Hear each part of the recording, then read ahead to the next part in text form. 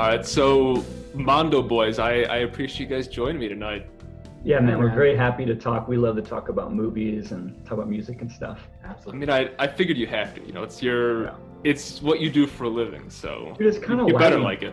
It's kind of why, it's fun to so this is our studios. We have filmmakers over here, and honestly, more than the time, we're just directors over here, and we're just talking about movies and just getting nerdy and getting crazy, But yeah, it's actually been a minute. We're doing an anime series right now, and it's such that we're not with a director in the room a lot. So Yeah. this is kind of fun to get more into the heady film space. Yeah. Nice. So is it too early to give info on the anime series you're working on, or is it far enough along that you can talk about it a bit? We've been told with this one that we can't talk about it yet. And by the way, we're very early in it too. So it's it's pretty early. But it's an anime series. I don't think we can say. Yeah, I don't think we can say anything about it yet. But you can tell me it's gonna be sick, and that won't spoil anything. Well, it's gonna be the best anime series ever, clearly. But it's funny because now we're promoting something that we're not even saying what it is. But it's what's cool about it actually is that it's kind of a Western facing anime thing as far as audience and who they're going to. So we don't have to be super well steeped in the anime genre. Yeah, I think it's which is great. Pretty unique in that. Yeah.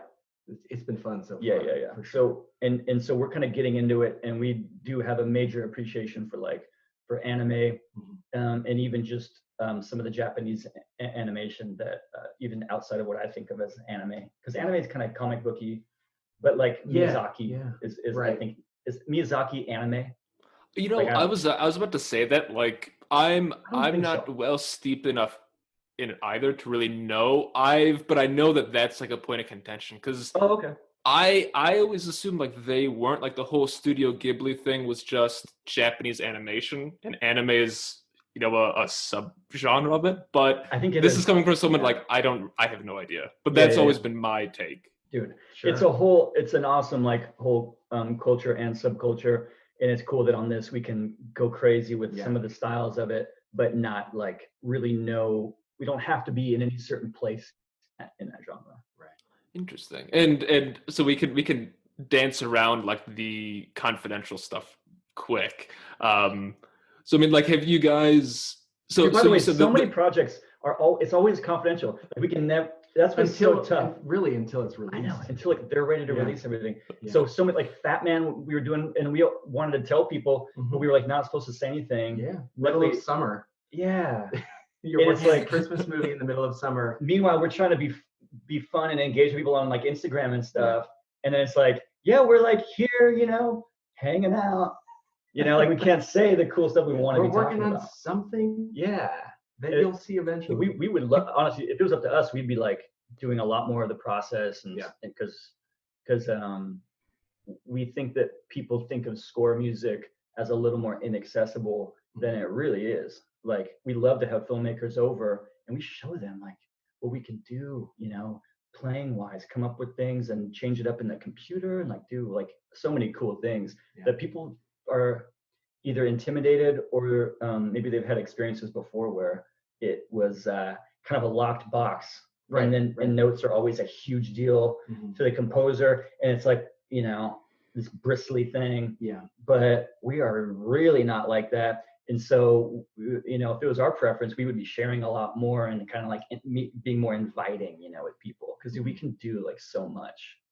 And would you guys mind expanding on that a little more? Because at this point I've talked to a decent amount of composers, and I think it's very much, maybe not quite a locked box, but that a lot of time the composer is brought in, after production's wrapped up, and they're kind of off in their bubble. They'll send demos or snippets what they've been working on and get some feedback, but it's still I'd say it's an arm's length relationship. So that seems like a very different process that I haven't really heard many people are doing.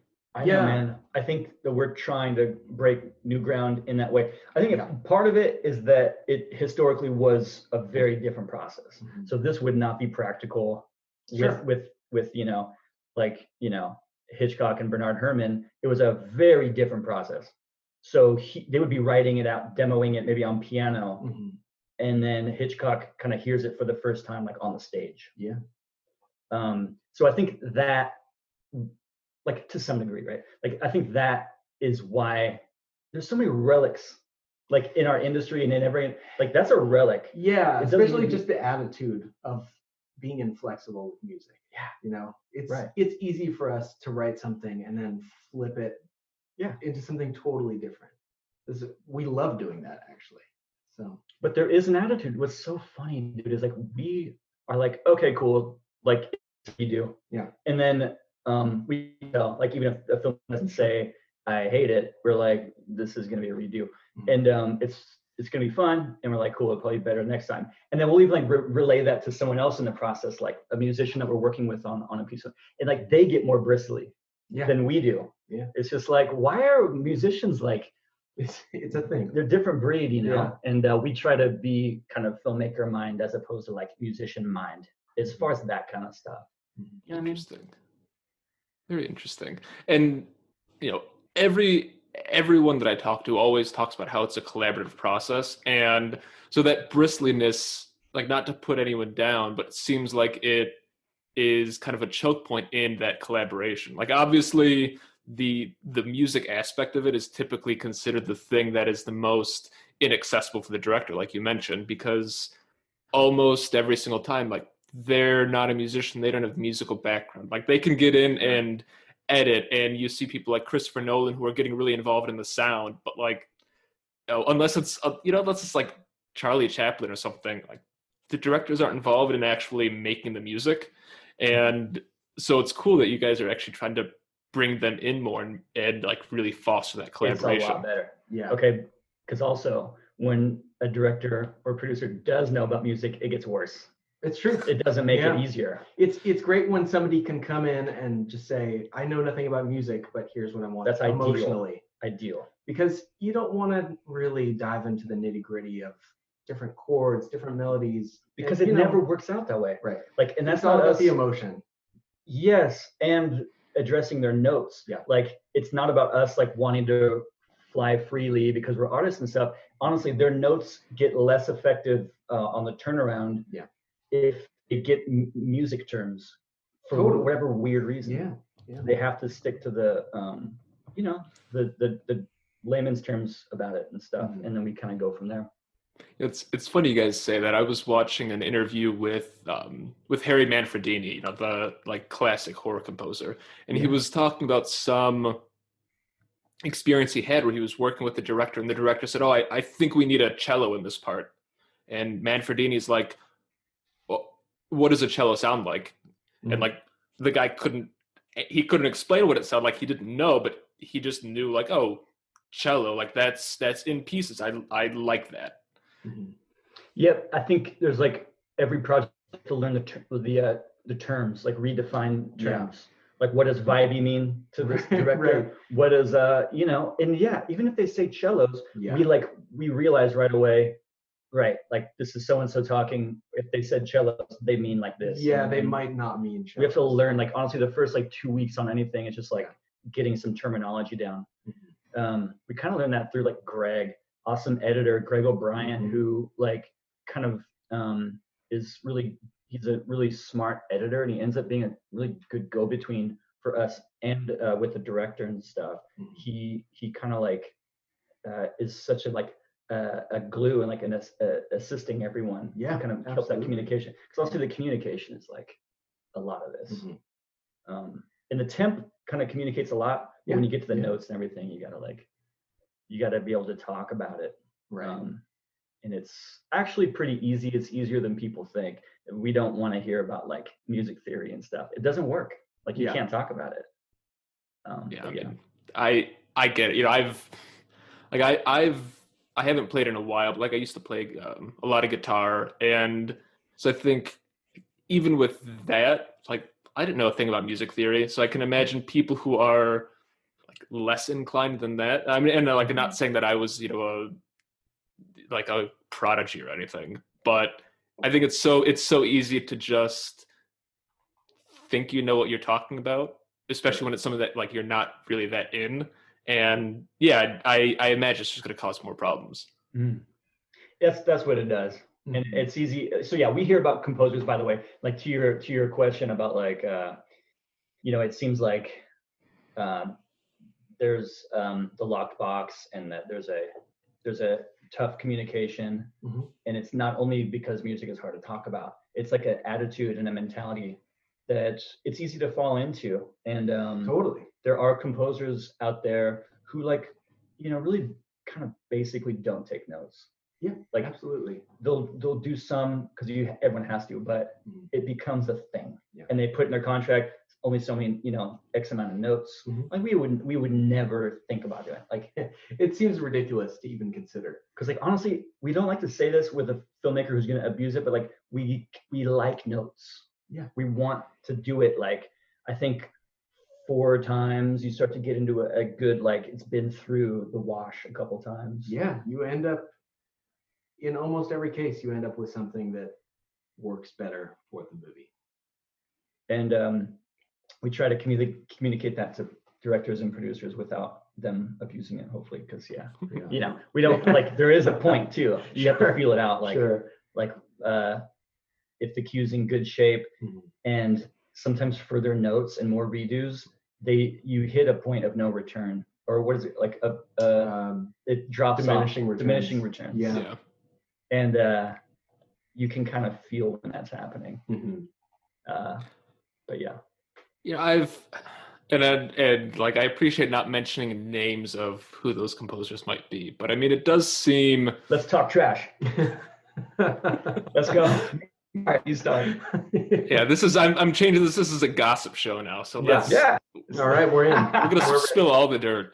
But I mean, it does sound a little egocentric because it's not Mondo Boys the movie. It's like this is the director's movie, and there are producers, and there's a whole company behind it, and like you guys and every composer doing anything is there to help make the movie better, and not like show off what you're capable of. Right. Interesting, because some people are actually legitimately brilliant, and I think it works for them to do that. But I think that's certainly possible. And then usually we'll like quit a project, which just frees up more stuff for like us. So I don't really mind, because some people would kind of rather be making symphonies. Right. And they can do that, and it's really impressive, and they do brilliant film scores too. But in their heart, they'd rather be making an album or like writing a symphony. Yeah, when it comes down to it, this tends to be a different kind of job. Different. You're helping tell somebody else's story, and you're jumping around in genres. I mean, you have to be. And like, so we have never, like, we're not going to write a symphony. Like we're not like doing albums. That's not what we want to do. We want to be writing film scores. Yeah. And so I guess that's a huge difference, with some of the super brilliant people who would rather be doing other stuff in their heart, like this is like exactly what we'd like to be doing. Like, honestly, if some awesome label was like, we're signing you guys 3 albums, like it'd be like, I don't know. Yeah. Isn't there some movie around that we can score? Yeah. Like we would much rather be doing this stuff. Totally. That's why I appreciate when it's the inverse, when it's someone who is, doing solo work or writing symphonies who's like, you know what, I'm going to do a film score every like 2 or 3 years. Or Michael Abels, who was doing classical music for 30 years, and then like Jordan Peele calls him up and says like, hey, do you want to score this movie? And he's like, of course I do. Jordan Peele's instructor or something like that? Yeah, I think so. Something like that. I think. Interesting. Yeah, it can definitely make for some very interesting stuff. Dude, pulling out from symphony world and album world is brilliant. I was just watching last night, actually, Social Network. That was, I think, the first score from Reznor. Maybe not the first score, but was it the #1 film? I think it was the. All right, so on my radar the first. So I'm sure there's someone who like has an encyclopedic knowledge. Is going to say, actually, they did this indie movie 3 years before. But I mean, for all intents and purposes, like, that was the first one they did, or at least the first one that got any out of the box movement. Totally brilliant. Like that Yeah, movie is it's brilliant. true. That movie's brilliant, but that score is so good. Yeah. And it's honestly unique. It's like even weird to kind of call it a score. To be honest, it like doesn't like hit your ears that way. Yeah. But it works so brilliantly in the story. And it is really scored. It does. definitely is scored. But Yeah. so that's someone who like, dude, I mean, yeah, he maybe making film music isn't his number one, heart's goal. But dude, brilliant chemistry there. I don't know if you guys have heard their score to Mank that came out. I think the score released like a week ago, but so they did get like they have gotten some criticism for like doing similar sounding music across their scores, Right, which which I is mean, not really the case.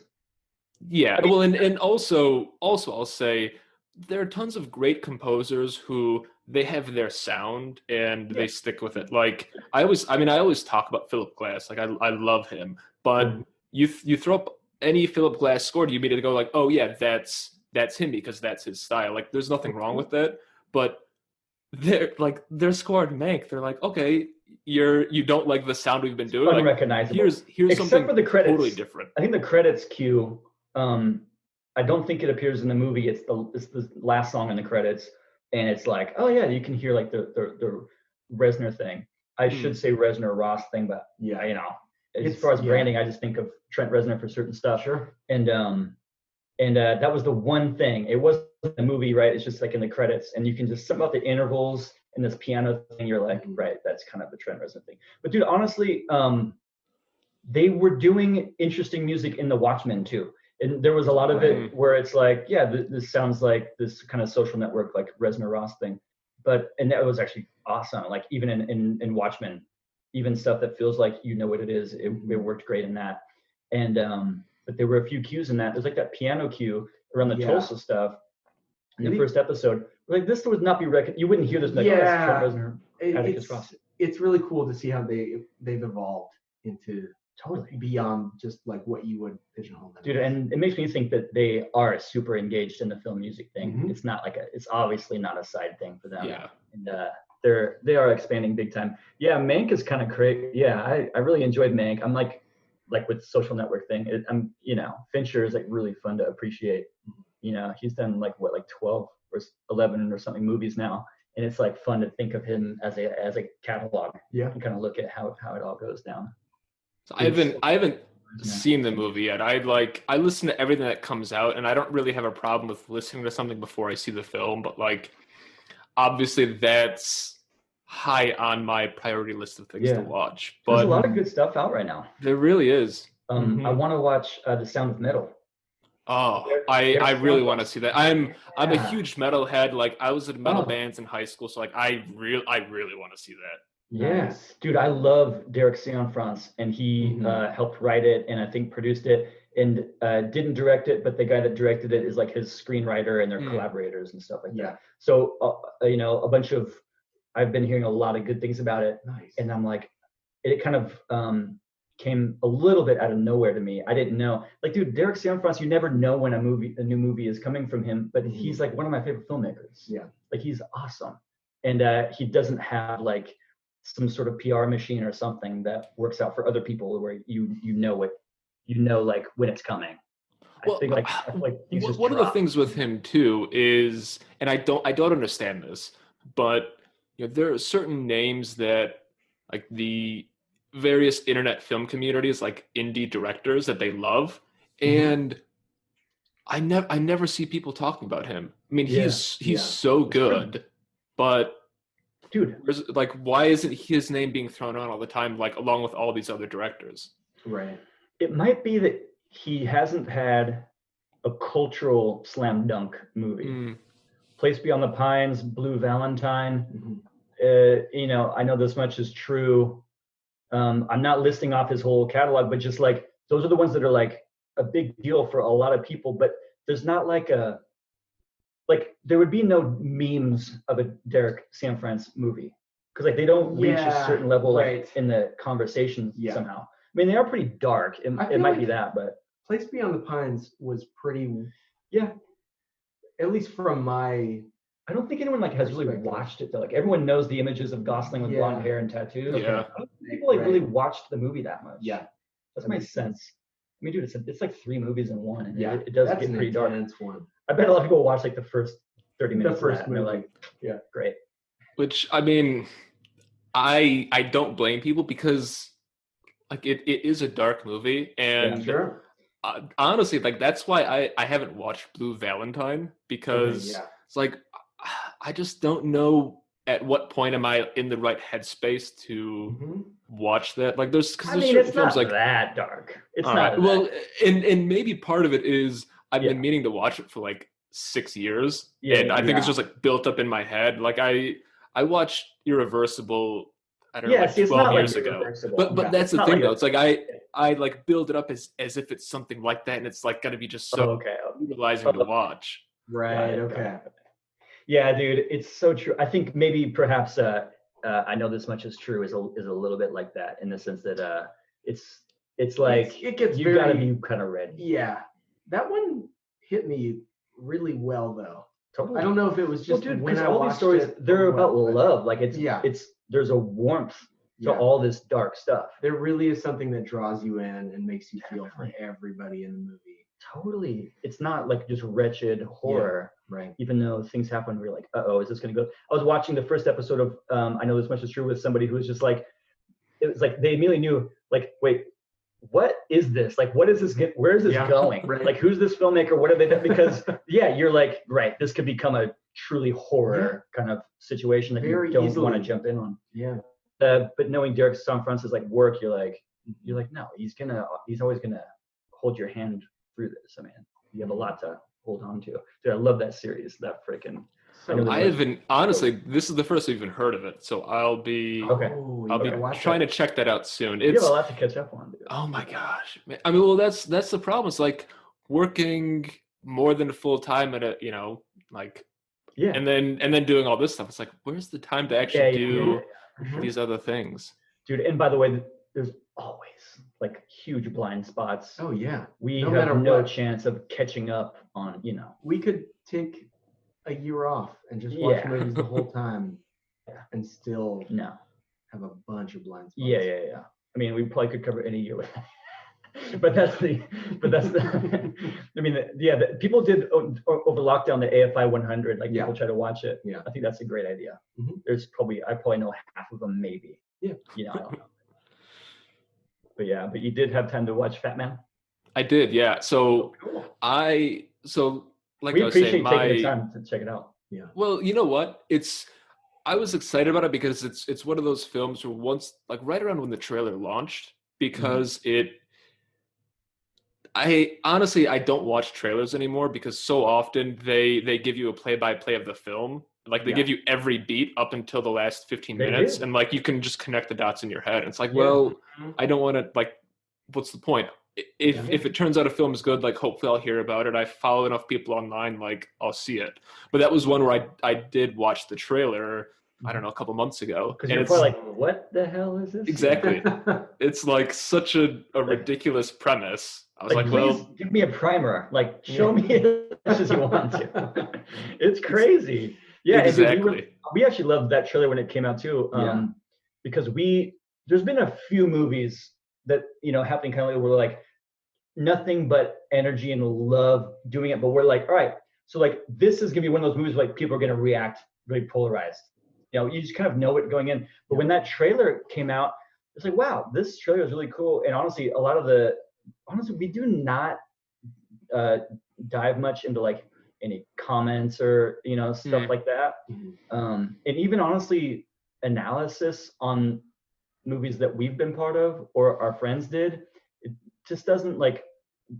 We want those conversations to happen and for that to be the analysis world. Yeah. And it feels really weird when we used to dip our toe more Totally. in it and try to engage with that.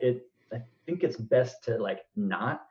But with Fatman, we were like too curious to see because the comments were like really cool and like really nice. Yeah. And a little polarizing, but like in general, it was the stuff like clearly just fun idea Right. in a well-made trailer, by the way, which we had nothing to do with, but it was well presented. And it was like, oh, sweet. This is like, you know, I'm sure gonna be polarizing, but to see the good version of it with the front foot forward was like super cool. Yeah. And then the truth is, people never know what they're getting into with the movie. Like, Right. I felt this way with the She Dies Tomorrow trailer. Like, great trailer, but I felt like it was like people were gonna watch the movie and get a different experience than the trailer. Oh, absolutely. I think maybe that's what trailers are supposed to do. I wouldn't know. We're like very happy to not be in the marketing department, but there are times you're like, we know what it's setting up. You're like, oh, interesting. There's like all kinds of weird choices in a trailer. And I know, like, not to get us on too much of a tangent, but let's go. It's tough sometimes because at the end of the day, like they're sending it out to a third party to make the trailer, and like they're making it in a way that's gonna get the most attention. And it's like there are films like Drive or Only God Forgives that, especially Only God Forgives, like it seems like it's gonna be just like a real action movie, and it turns out it's like a weird art house film that happens to have these bursts of violence. And like I'd say like 95% of people who saw that movie after seeing the trailer hated it. Like, I'm a huge Nicolas Winding Refn fan, so I knew what I was getting into, but like I'm one of 10 people in the US who love him, and no one else knows who he is. Definitely. I know he's bigger than that, but I mean that's just one of the things honestly, with trailers. I think a lot of people like love Nicolas Winding Refn without even needing to see all of his stuff. Like, dude, honestly, Drive. Yeah. Okay, I'll even go further with this. Nicolas Winding Refn made like the first 10 minutes of Drive, which is like a complete 10 out of 10 cinematic experience. That's just like, great, I'm a fan, like forever. That's and like all it takes. I think everyone's like, yeah, great, he's awesome. And like it doesn't matter what he does. Like, it's like, cool, I'm on board no matter what. Like, you did like the best 10 minutes of the first sequence of a movie that you could like really kind of ever do. I don't know why either, by the way, but that first sequence of Drive is just like, it's perfect. It's amazing. It's really amazing. Yeah. One of the things I think that's so effective in it is nothing happens in it. Like, it's Ryan Gosling sitting in a car and then driving and like following this like the speed limit to fit in with everyone, but like it's so normal, and in a way it's so mundane, and yet at the same time there are these huge stakes of these four guys just robbed something, and that's something I was actually talking with a friend of mine who was finishing up the Refn series on Amazon, Too Old to Die Young. Been hearing great things about that. And that was something else we were talking about, like how many mundane moments there are, while at the same time it's like at any second anyone could just get shot in the face. Great. Yeah, there's a real tension there. I mean, that's almost Tarantino. I mean, in a way, like they're so different, but describing it like you set the stakes up in the right way, and there's a gun in the room. Yeah. Boom, you can talk about coffee. Yeah. If it's structured the right way, you have to be kind of brilliant to do it. But both those guys, I think, do know how to do that. Yeah, absolutely. Drive. Yeah, you're right. Like, it's you're right. He just kind of like waits at the left, but he knows there's a cop at the other end. He makes big choices, but you're right. It's also like subdued and calm and like internal. It's like, oh man, it's the experience, dude. And honestly, the rest of the movie, like, it doesn't even matter. That opening scene hooks you so much, man. Totally. It hooks you so much. Yeah. It could go anywhere. And that movie's pretty dark too, and it has a couple ultra violent scenes where the first time I watched it, I'm like, man, like those freaking, when he pounds the guy's head in the elevator. Honestly, I was just like, I don't know if I could, but it's a brilliant movie. And it took me one more watch to be like, yeah, this is awesome. It's funny we got onto that one because obviously I don't want this episode to be about me, but that film was when I saw that in theaters like the week it opened, and when I got home that night I bought the soundtrack to it, and that was the first time I'd ever really been like, I need to listen to this music outside of the context of the film. Like, obviously, I'd liked there's What things a like needle Star drop. Wars and like everything that everyone loved, Yeah, but Jurassic Park. that one, I was like, I have to have this, and Cool. I've listened to it I don't know how many times. You're right. That is kind of rare because we were kids getting. I mean, I would get the CD for Jurassic Park and stuff. Right. Yeah. But it seems like that has been a while where I'm like, I need to have this score. Experience this outside of the movie. Dude, the last Black Band in San Francisco. Yeah, that's been a big one lately. Really, really good. I mean, like, there's a lot of great ones, but like, yeah, you're right. The compulsion to like go get it in your room is pretty rare. Yeah. Even the brilliant people that you appreciate what they're doing with the movie, like to take it out of that context is pretty rare. Did you hear this? Did you hear the story about apparently like the kind of the main impetus of that choice for the music, the kind of soft 80s-ish music for Drive? Like I feel like I should know this. I have no idea. So this is the story, at least. So first of all, the script was just floating around as like a genre script, and it wasn't written by Nicolas Winding Refn in its original state. It was floating around, and someone wanted Gosling to do it, of course. Yeah. And he read it, and sort of essentially didn't want to do it. Like he was like, it's whatever. But he said, but his way of saying that was to say, look, if you get some crazy director, you get Nicolas Winding Refn to do it. Like, yeah, then we can do it in an interesting way. And whoever that company was turned around and like got Nicolas Winding Refn to do it. They probably told him Gosling's in, Yeah. And so Nicolas Winding Refn goes and picks up Gosling at some hotel or something. They meet up in like whether it's LA or whatever. And Gosling has to go and pick up Nicolas Winding Refn, right? He probably he's not used to driving in the States or whatever. Right. So he goes and picks him up, and Nicolas Winding Refn hops in the car and sees Gosling at the wheel. And Gosling had been playing this 80s stuff. Yeah. And he just saw it. And he was just like, right, yeah, this is the score. That's it. This is going to be the vibe. Like, this vibe is perfect. Yeah. And apparently it went that way. Like, I got to imagine Nicolas Winding Refn, like, has a little different experience if you were to tell why he wanted to do that. But that works for me. Did we get that story from Ash? Oh, maybe. I think we did. So the Fatman directors are big fans of that. Yeah, Esham Nelms may have lied to us with that story.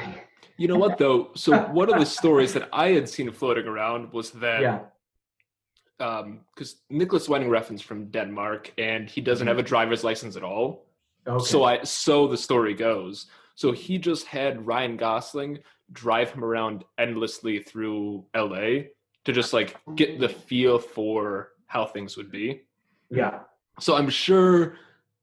I mean, those stories all jive together. So I mean, look, I don't know. It's more fun to believe it. This speaks to getting in early, right? Like, we think it's a no-brainer, and some composers think there's a certain time to get in. I think everyone has a different philosophy, and honestly, there's truth to a lot of different philosophies. Sure. Wait for the locked cut, then you can jump in. That's smart. Like, you don't really know what it is until you have the locked cut. Yeah. It's totally a smart way to do it, but we can't help but just try to get in as early as possible. It speaks to something like that, where like just the kind of when the experience comes together in such a way to be in the room and be able to like kind of respond to it and kind of know, maybe have a hand in shaping that concept. We think getting in early is just the best. Honestly, the movie is kind of like, it's definitely created early by these directors. These directors like in pre-production kind of like figure out the movie, and then from there you're just kind of like playing catch up, and there's usually a gap between what actually happens, of course, but it's kind of figured out. Like plan A is figured out in pre-pro. So we prefer to like at least hear about a script, talk to them at that time. Yeah, absolutely. It gives us some insight for sure. Reading a script is not always like whatever the music we make from the script phase is probably might not survive. I think it does help, but it helps have that extra round or two of like, this is what it could be, and then you see the picture, and sometimes that works, sometimes it doesn't. But it's nice to have the idea before you really like and you might crack scoring the movie. You might crack it, and it might help like on set. I don't know if you've been able to check out another recent thing we did, the Mortuary Collection. But I checked it out totally unrelated Oh, to cool. No talk to you way. guys, and I had no idea you two did the Oh, score that's so until cool. I finished the movie and watched the credits, and I was like, Nice. I told my wife, I was like, Whoa. oh, like I Right. like these guys, like I'd love to know the score that they did. That's cool. That's so cool. Dude, this year has been so cool for us. All this stuff Yeah. is coming out, and it's been like a lot of fun. stuff to talk about. Yeah. So nice. I'm glad you watched that. So that one, the director Ryan Spindell did have a couple pieces of music. Really, in reality, it's just the one. It's Fast and Sweet. Actually, wait, that's true. Like, okay, so they shot to something that we recommended that we were gonna then like That's right. kind of replace. So we were part of the process. Like Spindell does try to get us in early. Yeah. It's a little awkward. I mean, in reality, it's like we want it to happen. Like we all want it to happen, but in truth, like what score are we gonna write before they've shot? Like it's just not like there. It's just not there. Yeah, score wise, that can be really tricky. If it's like we need to see picture. It's a little easier to do, I think. Songs, true. If we agree on a reference thing, we can do it. But yeah, Spindell like says, it's dude, one day we'll do it. But like he would like us to score something before he shoots, and then he can have it on set. Right. Yeah. I mean, dude, I could see that being like so great. It's just another like kind of relic thing, like another old industry thing. We're just so not used to that process. So it'll take some effort to do that and figure it out, but it could be worth it. I mean, there's good ideas about this stuff. People try to get creative. In truth, it does tend to fall back on the same old thing of like basically you don't really need to start until locked picture. And then you work for like, I don't know, 2 months, 3 months, and you're done. It's tricky because it can be so much more than that in a good way, Yeah, I mean, it's so nice to be part of the conversation early on and really like be part of the development of the movie. I think somehow we kind of did with Mortuary, with all those songs and stuff. I think at least Ryan Spindell knew that we were there to like take the baton. So it let him like at least know he can give us something. True. We were also writing a lot of score based on just concepts in the script. Just trying it out. Because there are so many different ways a horror movie can go, flavor-wise. Right. That tone that we ended up with, working with Spindell, like I don't know if that was our first instinct. Like it took, which is great. Yeah, we were doing a lot of demos early with that movie. Like we've been working on that movie for like so many years. It's true. Spindell, of course, has way beyond us. Yeah. But like we've been definitely working on that for like 3 years or something. Yeah, probably. And some we tried, but it's a luxury because we're trying out different tones. And then Spindell's like, no, maybe, and we just ended up finding a kind of different tone that's like kind of fun and subversive and like works in a lot of different ways that also provide a contrast to like, because some of the main theme and stuff is not like the scariest, darkest, like grim horror stuff that you're used to. And like I started to think, this is kind of just our own theory, I don't know if Spindell would like hate this or what, but it kind of started to create a contrast that the later scary stuff was a little surprising because you kind of think you're watching like a different movie for some of it. But in general, he was like super serious and great at achieving that like kind of 80s tone around like, the Goonies world and Poltergeist world and like all kinds of other stuff. But what's funny though? He's like not a full-on retro filmmaker. We've tried to identify and like, are we doing like 80s? It's tricky. Not the case. Like he's a modern person, and his movies are all actually totally modern. But he just has a taste. It's like just a unique, vision and taste that's like that at least references this older horror stuff. Yeah, but it's not just doing that. It's definitely not full on retro. We get busted every time we do like actually retro stuff. Right. Well, I think it's really funny, and annoyingly there are like 5 things that I want to mention right now. But going with the last one, it's really funny with how ambiguous the time period is of Mortuary Okay, yeah. Collection. Dude, I'll tell you this. Because what was that? I'm gonna jump in. Go for There's it. a huge kind of critic thing Yeah. that developed where it's like they've identified these different decades that I think go like back in time or something. Like every show, dude, we were not thinking that. Like no one was thinking that. Honestly, it's a pretty good theory. Like it kind of holds up pretty freaking well, but no one was thinking that. And I know that because we were always pressing, okay, where are we? Mm-hmm. And there were answers, there were conversations, but it wasn't like it's not sequential. Like, and what the theory is that it's like 50s, 60s, 70s. Yeah. So that like till death is like 70s. Right. You know, I don't even know what it is. Babysitter is 80s. It's honestly a good theory. Yeah. But this is why I love, by the way, I love to not be part of the analysis world and we don't chime in on it because it's like it's great. And I am that way. I'm like a total, you know, subtextual analysis. Let's get crazy on YouTube for movies that I love. Mm-hmm. You know, secret theories about how something is secretly something else. Yeah. But on the movies that we're a part of, it's like you have to give that its own life. It's honestly a form of respect to like we're not going to chime in, or honestly I don't even watch this or read this stuff because it's just like it's just better to leave that in its own world. Sure. It's funny because I had no idea that there were these theories, and honestly, when I was younger, I would look into some of those things, like, you know, because there's so many YouTube channels that are like film analysis and theory, and at this point, it's like I think it's interesting, but it's like I don't have time for that.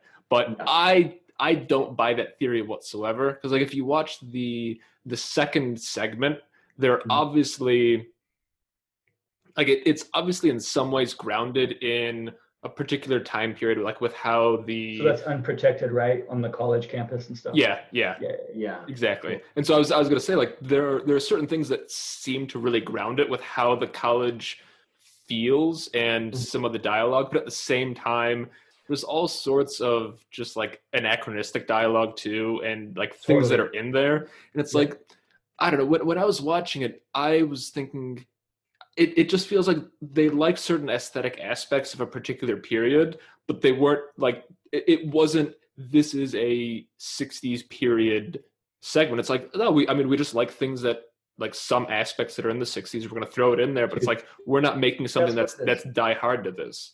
Right. That's what it is. And he is doing such a great job. Honestly, that transcends like most of his stuff. Yeah. You know, he just has this like his own world. He should create a whole cinematic universe of just like this weird, whatever time frame you want to call it, but it probably shouldn't be locked into a certain era. He just has this like kind of alternate timeline. Yeah, for me, that makes it so fun to watch and so fun you don't know what's to figure out. It was so fun to figure out like what is the score to this, because it's not just you do this. And honestly, likewise, I think story-wise, it communicates something too, because you're like this.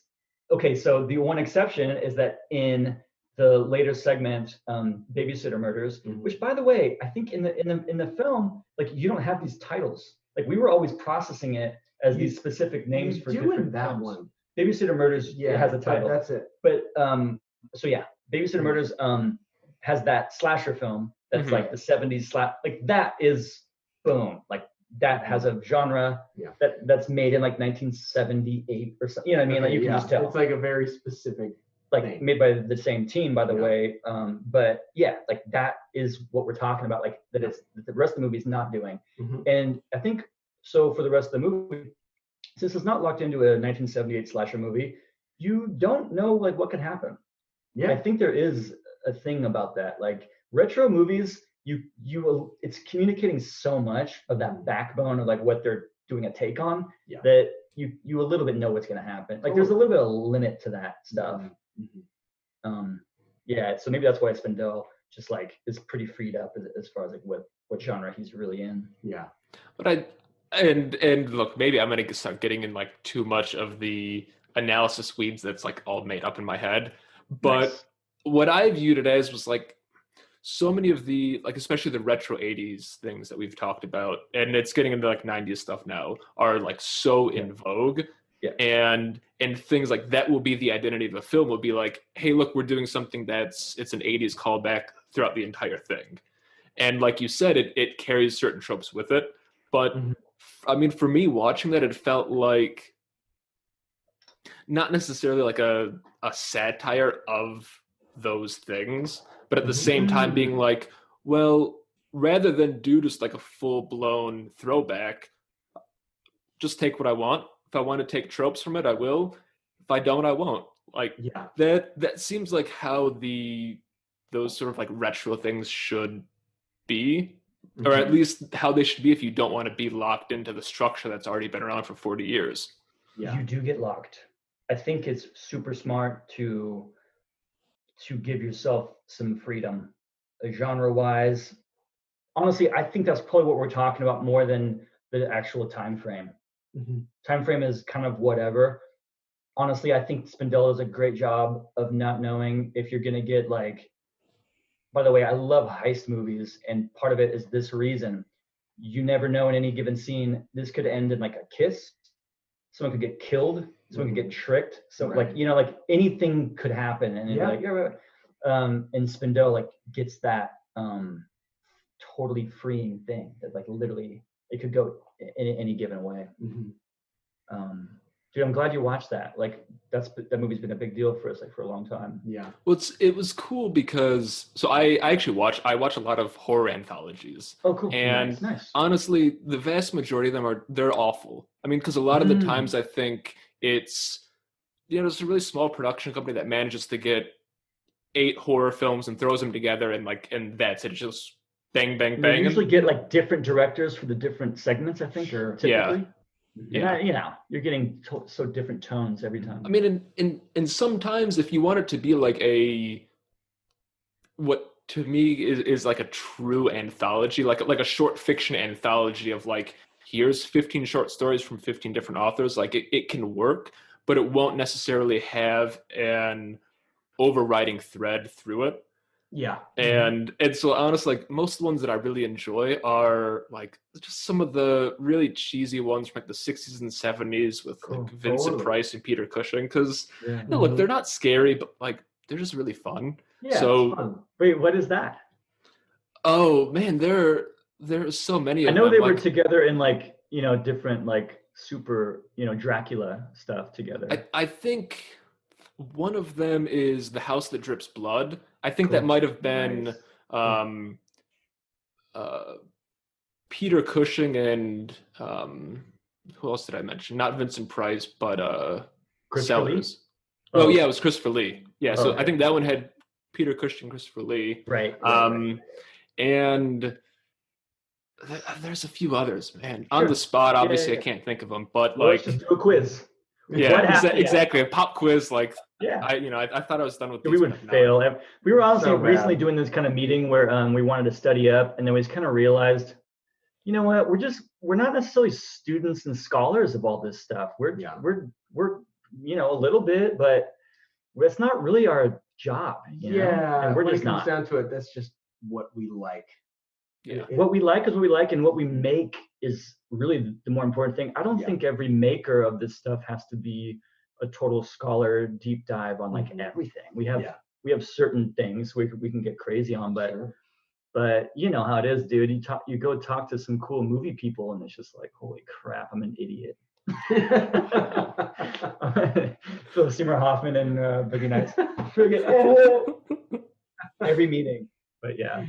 Well, that's the thing. It's like for me, I try to listen to like everything that comes out in a given year. I've listened to like 520 film scores that released this year.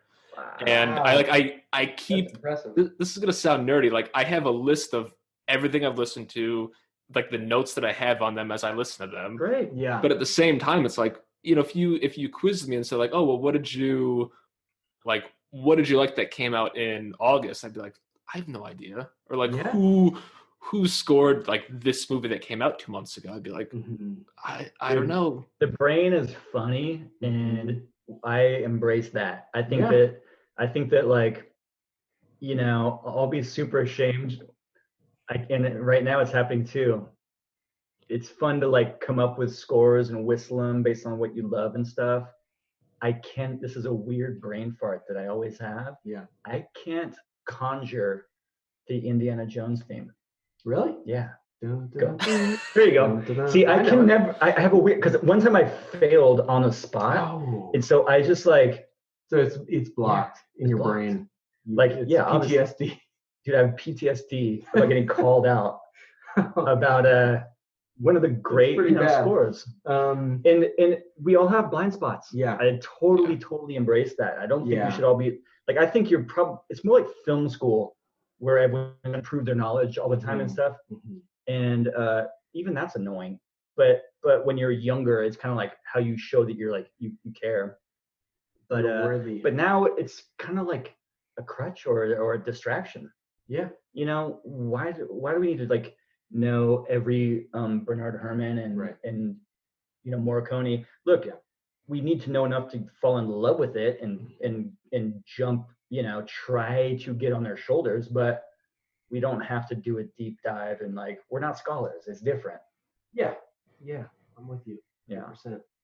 I think I'll say like I think part of it is the age that we are, where you had Tarantino starting like the early mid 90s, and as he got huge, it was like, oh, he's watched every single movie that anyone's ever even thought of. His mind is so that's what you have to do. And that seemed like a norm of like, a good writer director is also someone who's seen everything. And you have like other guys, like Edgar Wright he's seen so many things, but it's like that's not the norm. Like those guys are just they're autistic, like it's wild, and they're brilliant.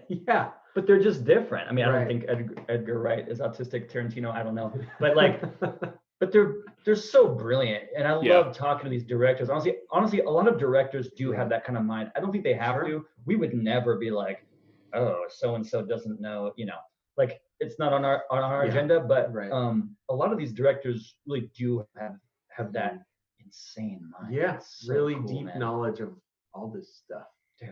Because imagine like we even all have on that the music side.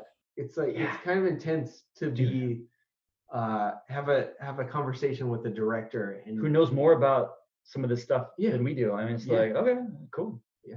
But you do kind of feel like ashamed a little bit. Like, a little bit. Kind of fake a couple. Yeah, I know what you're talking about. Oh yeah. Like, yeah, I've heard Write that down to YouTube later. Definitely not. Definitely. I'll talk about it next time. Like David Brent. So you were saying before about Bernard Herrmann, born in 1923. And like the Wikipedia. Yeah. But no, I totally get it. I feel the same way. Like I haven't. Yeah, there are some guys who've been writing about film music for 30 years. And it's like, you know, they're gonna know infinitely more than me, and it feels like a very daunting thing. So I get how, in the actual like career aspect of it, it goes the same way. But what are you gonna do? Absolutely, we've kind of embraced. We're starting to embrace. We're kind of hitting a new phase. Let's say we're in Mondo Boys phase 2, in which we're like, we're not trying to be trivia masters about film and music history. We're trying to refine our process, and right now we're actually experimenting, but we're at least experimenting on the process, and that could mean maybe different every movie, but we're at least a little more aware of it. And maybe that means jumping in early with the script train. Maybe it means like, let's not worry about reading the script. We'll just kind of like wait for a cut, you know, because like we love it, but we don't really know until the cut is in. And we might all get confused and distracted if we're going based on the script. Like we're at least trying to find some of these methods that do help a lot. Because there's no need to just like, what can easily happen is that you are dictated your schedule and you're dictated the whole process, and people are just doing that because it's kind of the way it goes for their company. But there's a lot of different ways to do it, and if they find out that we are down to like engage more than usual, we can like change it up, you know. Yeah, absolutely. Everything ends up being like one crazy month basically, whether we have more time or not. You know, if it's 3 months, we end up doing one crazy month. Even something like the Mortuary Collection, where we were working on it for 3 years, the last month was a in that case month. It was 2 months of like complete insanity. But probably 1 month that was like the month. Yeah. Totally. I wonder if we did like a whole on like the music that ended up in, like, I bet we could find it was 130 Days band. Yeah, I think so. For the most part. It's great though, because you just like are fully in it Just the way for it that is. month or two, and that's all you're thinking about, all you're writing. It's great. And honestly, we always find that tight deadlines work both ways too. Yeah. So it can be stressful for us, but they also have to just let stuff fly sometimes too. Right. And like it's a different vibe. So if someone people do come to us and they say, we need feature film in 3 weeks. Yeah. And they can say 2 weeks. To be totally honest with you, they never would, but they could say 1 week. Yeah. And we'd be like, let's go. Because Mhm. that just means it's gonna fly like crazy and it Yeah. could be great. Like it means no problem. Right. People are always so hesitant about like when they're kind of they feel like they've dug quite a hole in this post-production, process on a movie. But we love it, dude. Oh yeah. People could come to us and say, let's do 1 week, and we're like, fuck yeah. Honestly, the shorter the schedule, sometimes it makes for the best It's ideas. sometimes better. Like your brain kicks in and it's a different thing. And everyone has to be in that mode. Yeah. It's like giving them more time to think about it is not always the best. True. But although, that's more the ad world. The ad world, it seems like people really like it's their job to give notes. But with film, like for the most part, if we're, we haven't done any big studio stuff where there's probably a million people chiming in and there's board meetings and they're sending you notes and stuff. But for the most part, we're just doing directors, So, like, yeah, they don't abuse that much. They're always just like sending us, like, yeah, they don't abuse it too much. So far, we haven't had that overthinking vibe that we find sometimes in other like mediums. True. The film world, man, they're kind of desperate to get it done. That director's like been through hell shooting, and they're just like, please, like they would love to hand off this baton. Yeah. Interesting. But you guys mentioned the timing of everything, and I'm sure some of that will depend on the film itself too. Because you guys, I've been meaning to watch the movie largely after hearing the score, but for She Dies Tomorrow, you sent me a couple clips of it, and awesome. Yeah. Some of the music sounds, or it fits so well with the actual imagery because it seems like such an image focused film that it would just have to be hard to read the script and be like, oh, okay, we've got it and that's it. Like that seemed like a film where you had to be in the spotting session, like seeing what's unfolding in front of you and the specific imagery and just some of like the weird, like just bizarre intercuts that are throughout it, and and to know what music's gonna fit. Well, like the hard cuts out, right? Yeah, that was the huge thing on that. Like, so yeah, in that case, that was very unique because Amy Seimetz had been creating that material, and we had been working with her already on some things, and we like really like her and really believe in her. So we knew that there was something that she was shooting. We like, tried to like, okay, well, like here's some tunes. Yeah. Not that she asked, right, and not that anyone was ready for it, but like, okay, we have some score here. Yeah. And we sent it over, and she started. We didn't even know. She had shown some scenes. We had seen some scenes, like, kind of out of context. I'm sure in reality, she was showing the scenes knowing that maybe we could come up with some stuff. So it wasn't too much of a reach, but yeah. And this was before the movie was shot. And it wasn't there was like a scene or two. A couple of scenes, and they were, I think she was calling it the secret movie. Yeah. I think at one point it was like, maybe it's a short. That might have been just to pitch it or something, but anyway, it was malleable for a while. So we were sending in music really early there, and dude, she was so cool about just allowing the music to maybe find a place in what she shoots later. Right. Like she allows, I think, a lot of different things to influence the shoot, and in some cases the music survived. Dude, the music survived. We sent an email with some music based on what we had seen and maybe talked to her about it a little bit, and like those tunes totally survived. And that was very early on. Dude, it's like, yeah. I mean, we were kind of just making music that we were like, ideally we could do something like this. Right. And it was like, yeah. And she kind of like some of those cues, she just kind of makes it work. She's like, right, okay. Yeah. You know, maybe we're on the same wavelength, which would be great to Mhm. think, but I think she's also just takes any tools around and she's like, and she builds off of whatever's around. Yeah. It seemed like that from our perspective. So that was a unique experience, man. We were not like really scoring to picture that much because she had temped in our stuff. Yeah, it was. And then we really, scored the picture for the flourishes and like to heighten this and that, but only like the last couple weeks we had picture to work with. is that right? Yeah, I think so. Wow. It was pretty quick. Yeah, so that was a unique hybrid experience where she was kind of you know, influenced by our stuff, and we of course were like bouncing off the picture, obviously. Yeah. Yeah, and Jay Keitel shot that, and so she was showing us like some of the stuff that they did with these visuals, and it was just like, I don't know, man, it's quite a team that she's got. She's like, she's a powerful entity. She's a great filmmaker, and it's really fun that she's used us in some pretty hybrid ways, and yeah, she is someone who's pretty encyclopedic as well and super smart about movies. So yeah, like that project was different though. Isn't that funny? All these movies are like actually 100% different. Like I can't really think of two that were even that close. Similar. People think like, oh, you've been doing some horror movies this year. Well, and that's a fair question. I'm sure it is true, but I mean, it's not really our experience. Every time it's. I don't think we've ever done a horror movie.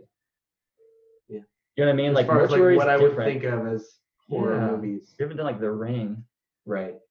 Nothing's been like that. So everything's like this kind of like horror. Maybe it's that these days in film, horror is kind of like becoming quite diverse and pretty interesting as far as like what to expect from it. Yeah, there's a I mean, it's a bullshit term, but like that's been floating around. That's elevated horror. Okay, yeah. Which is like condescending to all horror that. True. But it's like condescending to everything that's come out before. Would Mortuary be elevated horror? I mean, to me, I don't know. That like would just be anthology. To me, Mortuary is like it's a horror anthology. Yeah. But is it horror? I mean, it's like, you know what I mean? Like I think of like dreadful like horror, like things that I don't want to watch. I mean, you know what I mean? Like, but like Mortuary is like great to watch. It's like kind of eye candy. But Tales from the Crypt, that's horror in my mind, because when I was a kid, I was like, holy shit, this is scary. Yeah. But it's also candy. Like the way they created that the Crypt Keeper, it's like fun. Right. So anyway, I guess Mortuary is like some sort of fun horror. But I mean, you take like Nightmare on Elm Street. I would say like that's, even though they're like gruesome moments, Freddy is like, especially after the first film, like he's a fun character. Like he's just like he's a dick. Like, but you're having fun. But he is fun. And in a dark side kind of way. And dude, look, let's go back to like Frankenstein. I remember tripping out on that stuff in film school and being like, dude, the most sympathetic character in the movie. Yeah. And I think in the book too. Yeah. Like we're with Frankenstein. Right. Like this is not horror in the way we think of it. It's not a slasher movie like at all. Right. But I did kind of inquire about this, like people who know more, like in the day, were people like scared? Because you watch Frankenstein, you're not like scared. And they said 100% absolutely. People were like really yelling. But if you watch it as a kid, you'd probably be scared. And also like in the 30s. Yeah. You're like, yeah, this is fucked up. Well, then you go back to, I don't know, whenever Mary Shelley wrote it, like 50 years before that, 100 years before that's like, I mean, that was like the start, or not the start, but like that was a high point of like gothic horror. So which by the way is what Spindell is all about, like gothic horror. Yeah. And maybe it's something related to this. Maybe there's a certain like sympathy involved, because then it's kind of a horror from a different like place. It's visceral. Right. Always. Right. It is visceral, not but the shock. It's like about almost operatic horror. Yeah. You know, where it's like kind of emotional or something. I don't know. And I think that's a lot of like, look, sometimes when it's just just brutal and that's it, like that could be super effective. But I Mm-hmm. think a lot of the times it requires an empathetic element or something that you can connect to a little bit. Right. That like those sorts of works offer that other things like that's just like pure like watching Hostel, that's like it's just like gore porn. It's like that has its effect, People but it's just a different type of horror.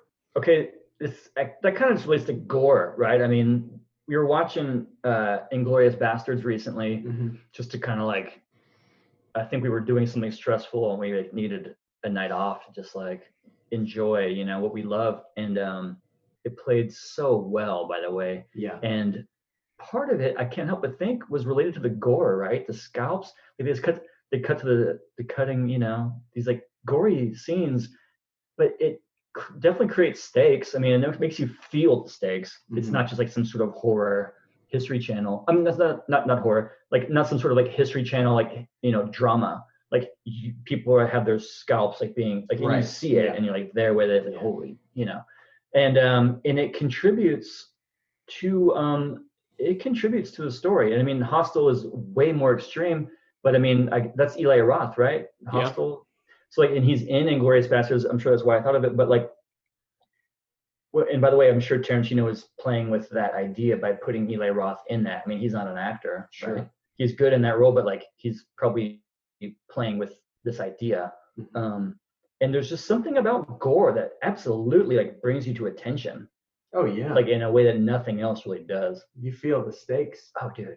I mean, you mentioned the elevator scene in Drive, and and like, by the way, you're not on your phone during that scene, like right.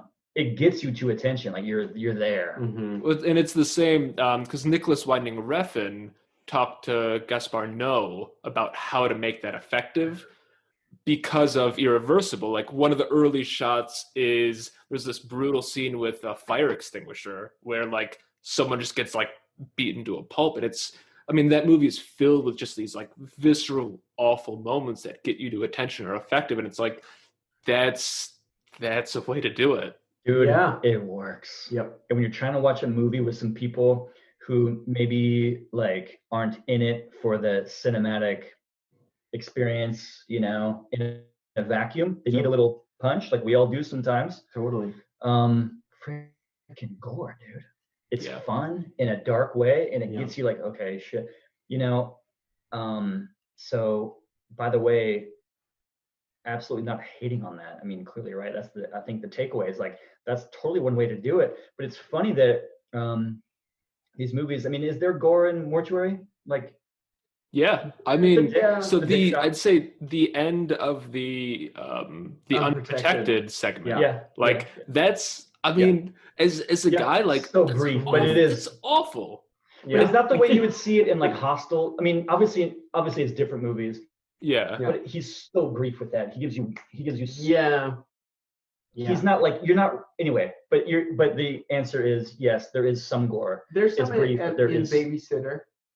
At the end. Yeah, with the TV. With the TV, Oh, true. But it's these moments that are like, it's shocking for 5 seconds, dude, and then you move on to the night. I love hearing that like Sam Raimi watched that and like what was like, okay, who is this guy? All right, I don't know if that's so story, cool. Something like I don't know the real story. Like, but yeah, he I think what it was because did a episode, I think you of the 50 States of Fear, the Quibi series for Quibi that Sam Raimi was part of. So they kind of worked together and stuff. I think what it was is that Raimi watched that and he was like, he needed to talk to Spindell, like, how did you do that? Like, I think he needed to know like what happened there, something like It's like, wow. I know for Spindell that must have been. I mean, for anyone that would be amazing, but just imagine that because he loves Raimi. Yeah, that's the name that comes up a lot. Spindell. So that's cool. Awesome. And dude, what's weird? It's been like a good year. It's so weird. All right, so that's honestly that is almost what I wanted to start this conversation off with. Well, let's start. Is to say like, what the hell happened in 2020? Because I know you two had done not just like some projects, like some like but that's fair projects. that's fair. Like working with I We've can't done remember some cool what the stuff. name Yeah. of the movie was that like Ridley Scott was a producer on. You Yeah. worked on, I think, Yeah. one of the Oh, you seasons mean of The Rid? Girlfriend Experience. Sorry, talking about Rid, our friend.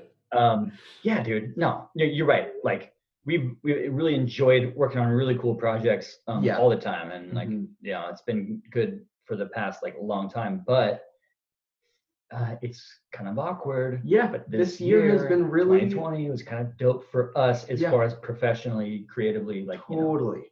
And some of this, by the way, was in 2019, and Right. at least before like the lockdown and stuff. Mm-hmm. But part of it is purely that this is the time of fruition for a lot of stuff we've been working on before, and that happens, and we're always aware of that. There's always like, dude, these are all like cycles of the creative process, like growing crops and stuff. Like there's right now we're in this kind of harvest time, and there's still more stuff coming out. It's true in the next few months. So I mean, it speaks to like, honestly, it might be that we're really fluid in how we work and we're comfortable and like love working on just our own computers, truly. So during lockdown, there was a little bit of like some movies that were going through post and they didn't know how to approach music because they kind of barely got through editing during lockdown, and they were like, how are we going to do this?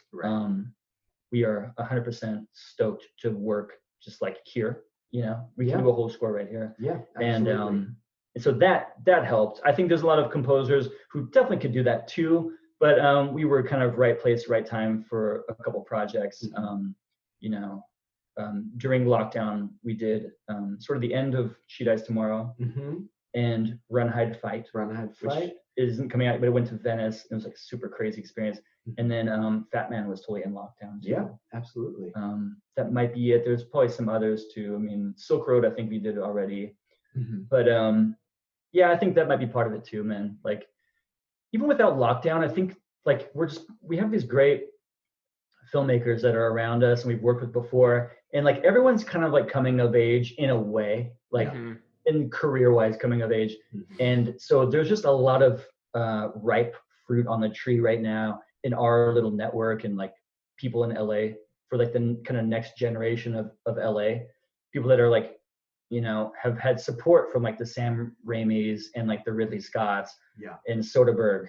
But now it's like kind of people trying to be, it's way too much, but like trying to be the next people like that. Right. That's kind of the vibe. And so that probably would have been happening anyway. And then lockdown, let's just say it didn't affect it too much because we're able to be fluid, right? And we will get plenty of stuff done. We love it, dude. Honestly, we love working with orchestras. We love having people in, and we'll do some sessions anywhere. But honestly, like we can do it all, like literally right here. Yeah. And that's exciting to us. So that's got to be like the perfect setup for you guys then, of like forcing you to be in that situation. Totally. And having kind of no shame with our collaborators, like we can 100% do the score. Nothing was like 100% in the box. Right. You know that, right? In the box, except for maybe Run, Hide, Fight. Will vocals on the song. There were a few things, but there was most. But that was like almost all in the box. Yeah. And so that was a situation where like everyone has to embrace it, because we always do embrace a lot of in the box. Yeah. And by the way, that was done right at the start of like the first full lockdowns. Nobody can do anything. Literally. Yeah. Just like laptop. Yeah. So I loved it. We really just had to do what we could do. Because this is just like the truth that we sometimes dance around, sometimes don't dance around, and try to encourage a filmmaker to embrace this. But there's so much cool stuff that you can do with models, like the plugins that are like either they're samples or they're kind of models, or they're things that we can do in here to complement that. But like, dude, basically in the computer, you can do so much cool stuff. And to do an orchestra date can also be great. And we're going to be doing a fun one coming up pretty soon. But it sometimes some composers can get a whole orchestra together and the sound can come out a little bit like bland because the orchestra is just the orchestra and you're just one person. So how do you get like them to do something that's interesting to you? It can be hard. And so the truth is, we honestly feel that a lot of times we can do things in here that is 100% better than an orchestra date. Sometimes there's times where, dude, especially living in LA with these super talented orchestras that could just go crazy. It's honestly the most amazing thing for film music. Like there's great orchestras in, you know, a lot of different cities, but for film music, LA is the best, like 100% Absolutely. the best. And so we do embrace that, but the truth is we can be intimidated by that, and a lot of composers are intimidated, whether they admit it or not. And so it becomes its own sound. But if we're working in here, we get like our sound, you know, a little bit better.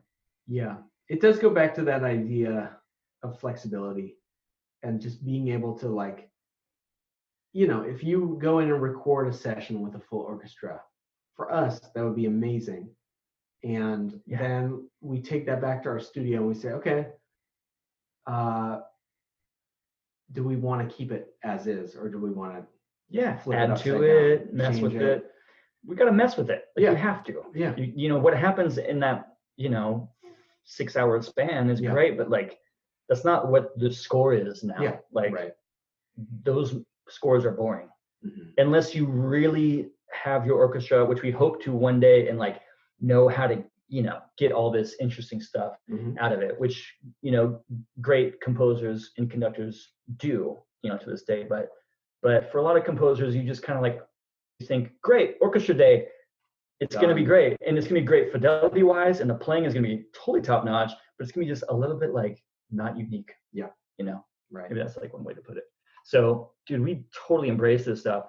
And to be honest, some filmmakers, some directors want the orchestra experience. They just want to be there that day. And it's almost like, you know, we get that too. But it's almost like, all right, let's just do like a photo shoot. Like, you guys can come in and it's like, because the sound, honestly, on a blind test, there's a lot of situations where with a hybrid of great players and what we do in the studio, the hybrid is going to be probably the better thing for that movie to the blind test.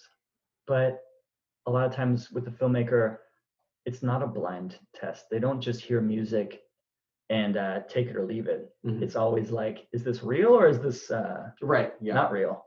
And we're like, well, what does that mean? You know, it's like, it's kind of complicated. And is it good or not? That should be the thing. Like, does it work or not? That's what it comes down to. But a lot of filmmakers embrace this stuff. Like, in truth, they love the freedom. Like, really, it's just a tool for them. And we want to show them, like, you know, it's not synth strings. Like, we have so many options, so many things and articulations, and like different performances, things we can do with it, and then augment it with real, I said it to real strings, but augment it with another performance. And dude, there's so many options. We can't be like, if it comes to the computer, it's like fake. You know, that's what we're kind of like fighting against right now. But honestly, a lot of new filmmakers totally embrace this stuff.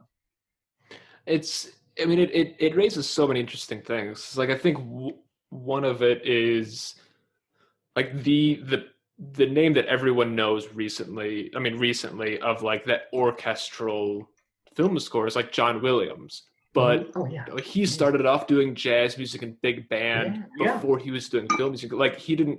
It wasn't like he was a film scorer who then was like, okay, how do I figure out how to do an orchestra? Like, he already knew how to do that. Like, he was so well versed in it. So it makes sense that it's not like, not to say that a lot of film scores aren't good at that, but like, it's not something that they've been doing for years and years. That like they already have that. That in terms of working with an orchestra.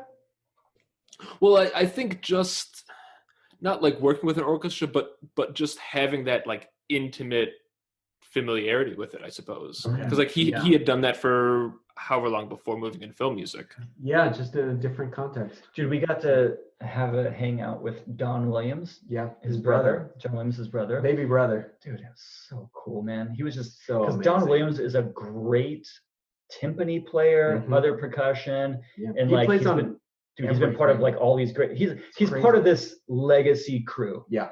Of people that work with literally everybody. Yeah. Because LA is not that big of a city, like when it comes to this kind of stuff. And so Don Williams, to hang out and talk with him about stuff, he was telling us really cool stories, and he was a really cool guy. And John Williams, what was it? I'm gonna say it wrong, but it was a cool thing, like that he was kind of on call for like, what is it, like Addams Family or something? Like Universal was like, hey, like composer was fired or busy or something. Like we need someone to come in and like do like a 1 week thing to create like the whole season's worth of music or something. Right. Like crazy. Yeah. And John Williams ready to go. Done. Like boom, like, you know, just workmen, craftsmen.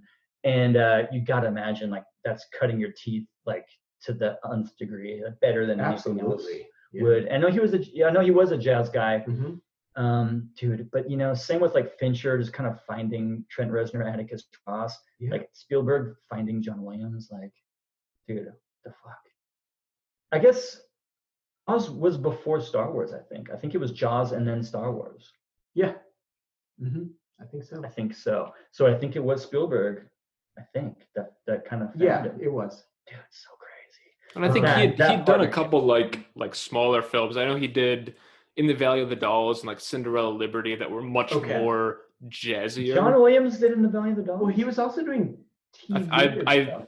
I hope so, or else I'm gonna sound like Valley of the Dolls, just an idiot. Roger Ebert script. I think that's Valley of the Dolls Part 2. Wait, Roger Ebert wrote a script. Yeah, I didn't know that. Ebert wrote a script for Valley of the Dolls. That's why I didn't know that. Oh, it's a fun movie. Kind of crazy. It's totally Grindhouse. It's totally like, it's crazy. Nice. I know, and he wrote it. It's amazing. Now I know what I'm watching this weekend. See, you know what's funny though is it totally makes sense to me Beyond because the Valley of the Dolls. Yeah, it's Part 2. If you read Roger Ebert's review of Black Dynamite, the first thing he talks about what was Black Dynamite? So that was a blaxploitation. It was a like a satire blaxploitation from like 2010. Okay. It starred Michael Jai White. Yeah. Dude, brilliantly funny. Yeah, hilarious. Yeah, and like the first thing I think Roger Ebert talks about is how aesthetically perfect the shape of breasts are. And so you said you read a Grindhouse movie. I'm like, yeah, I buy that, dude. Oh man, you know he was like such a fascinating critic, and it's like you know, with this movie Mank, we ended up having a big conversation about Pauline Kael, right? Also another like just critic that transcends critics. But like the Ebert thing is pretty interesting. He's pretty freaking on point, like almost all the time, including The Shape of Breasts being, you know, pretty top notch. And but we were actually talking the other day with some people about like Grindhouse, like Grindhouse was that the Tarantino Robert Rodriguez project, super influential, and like you can see it a lot now in a lot of different things. A lot of things are like a little bit Grindhouse. We've all as a culture like embraced like the pulp of all this stuff, and I know it existed before, but we were like, interesting, that movie kind of like really helped us all you know, lighten some of these genres, and like be a little more like tongue-in-cheek with some of these genres. I guess Grindhouse itself was like that, including, you know, Beyond the Valley of the Dolls, for example, but like it maybe helped us remember it. Maybe we were pretty serious in some ways in the 90s, and then Tarantino has helped us like remember like this is supposed to be fun. And I mean, I think that translates to a lot of different people. Like, dude, Fatman, Mortuary Collection. Dude, honestly, She Dies Tomorrow. Honestly, Amy Seimetz was totally emphatic about like, I mean, it was more than just this movie, but she's like, let's have fun. I mean, it's supposed to be fun. You don't like, which is great for that movie because in different hands, that story could go differently. But you know, a lot of these like new filmmakers, we're all just like fucking around. We're all like having fun. They're like, what's badass? Like, what's the fun version? Like, what gives us goosebumps and just makes us like, whoa. I don't know what that was. And it might not be the most serious choice, but sometimes we get to go crazy with this stuff. And that's really what we love. We always try to say, like, sometimes to go off the page, you know, Yeah, and like there's been a big conversation with this anime thing we're doing now. But in truth, it's roughly Tarantino-esque. Like, you know, him doing Stuck in the Middle with You during the year is torture. Yeah. And like, it's diegetic, right? It's diegetic. So it's not score, but it is score. Like, it's, it functions. It's score. Yeah. And so that as a choice means to us off the page. Like, you don't read that like, right, I have a song for torture of a police officer stuck in the middle with you. So to think off the page is just kind of the thing, at least a couple times per movie.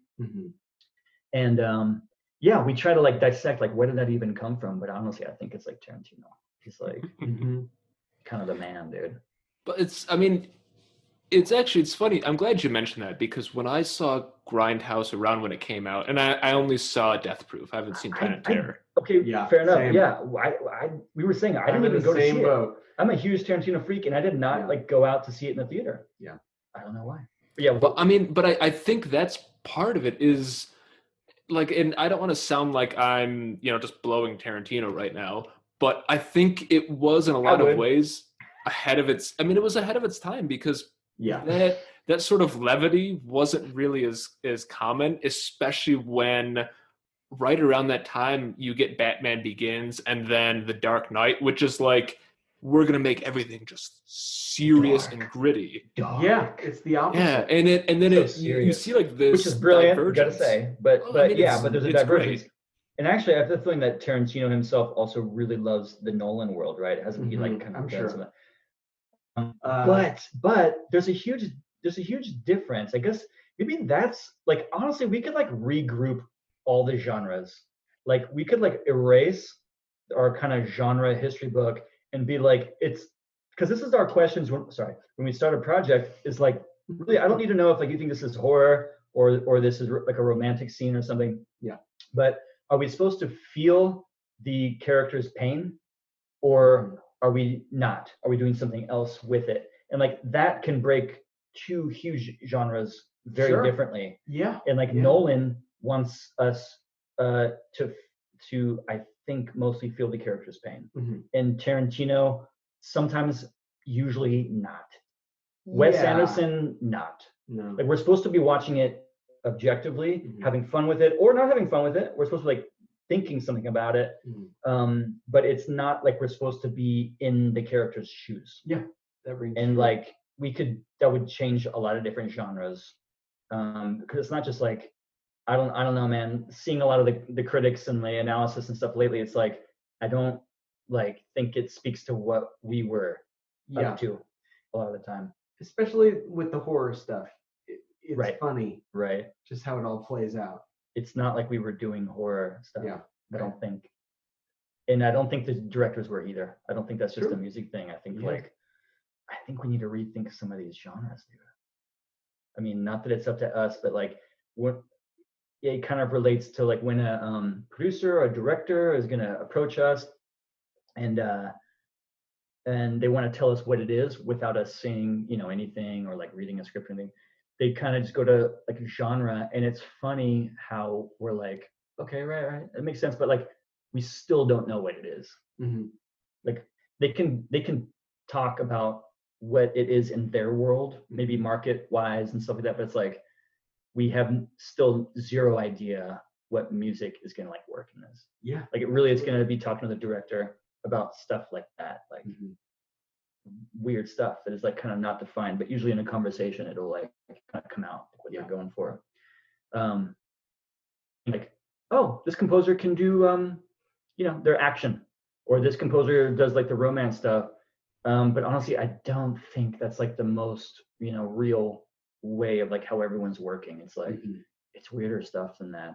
And so we honestly steep ourselves in like story structure and filmmaking on every level, and love talking to like cinematographers and editors and costume designers and stuff, because it's like, I don't know, like it's definitely not the case that we feel like we just have this thing that'll plug in to some movies.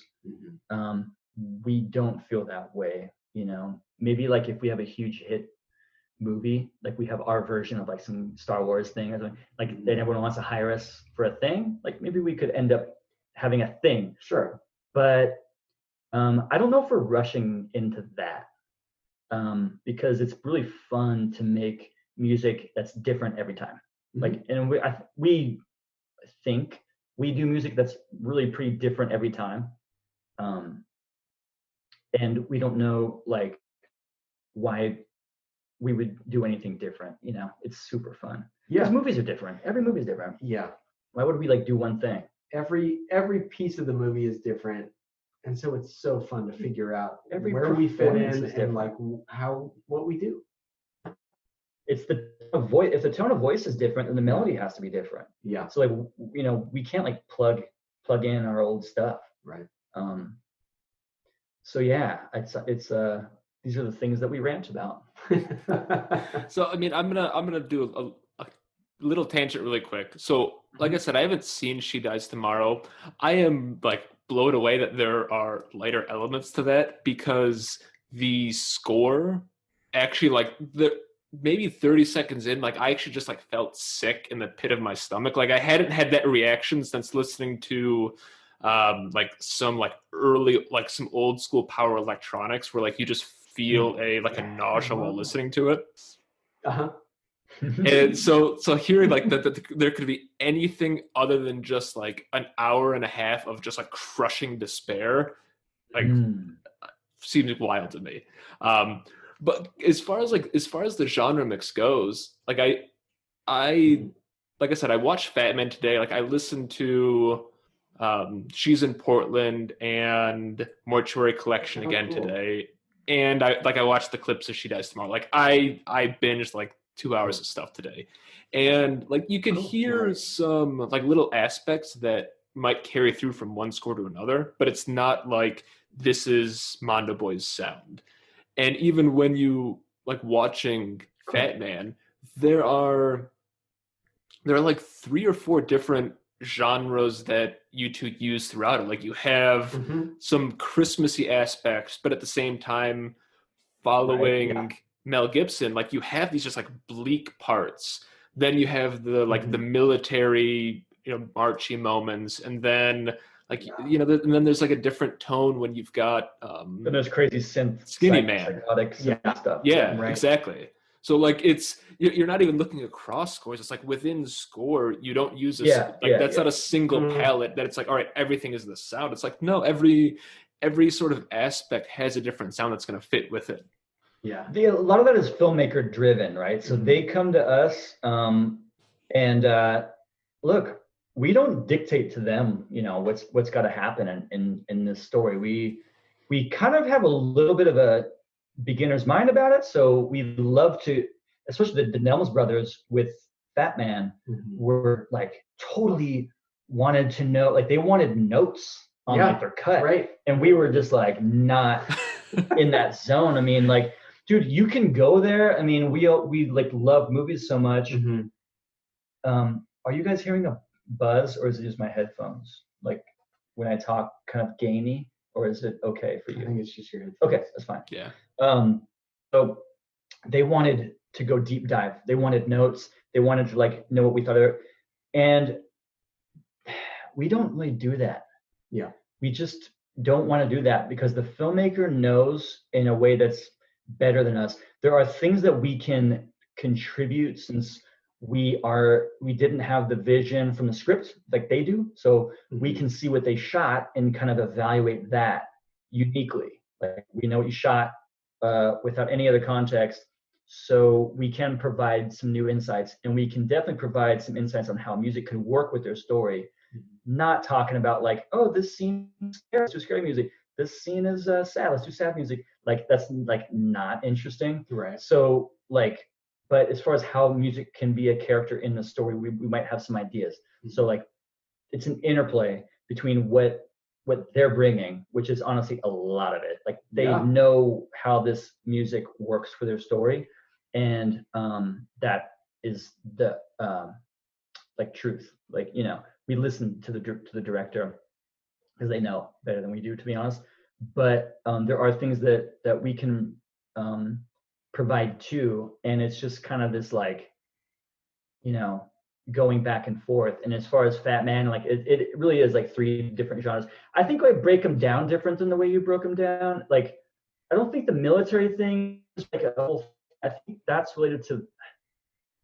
It's close to that, but I think it's more like you have the Santa, which is involved in the military thing, and then you have like,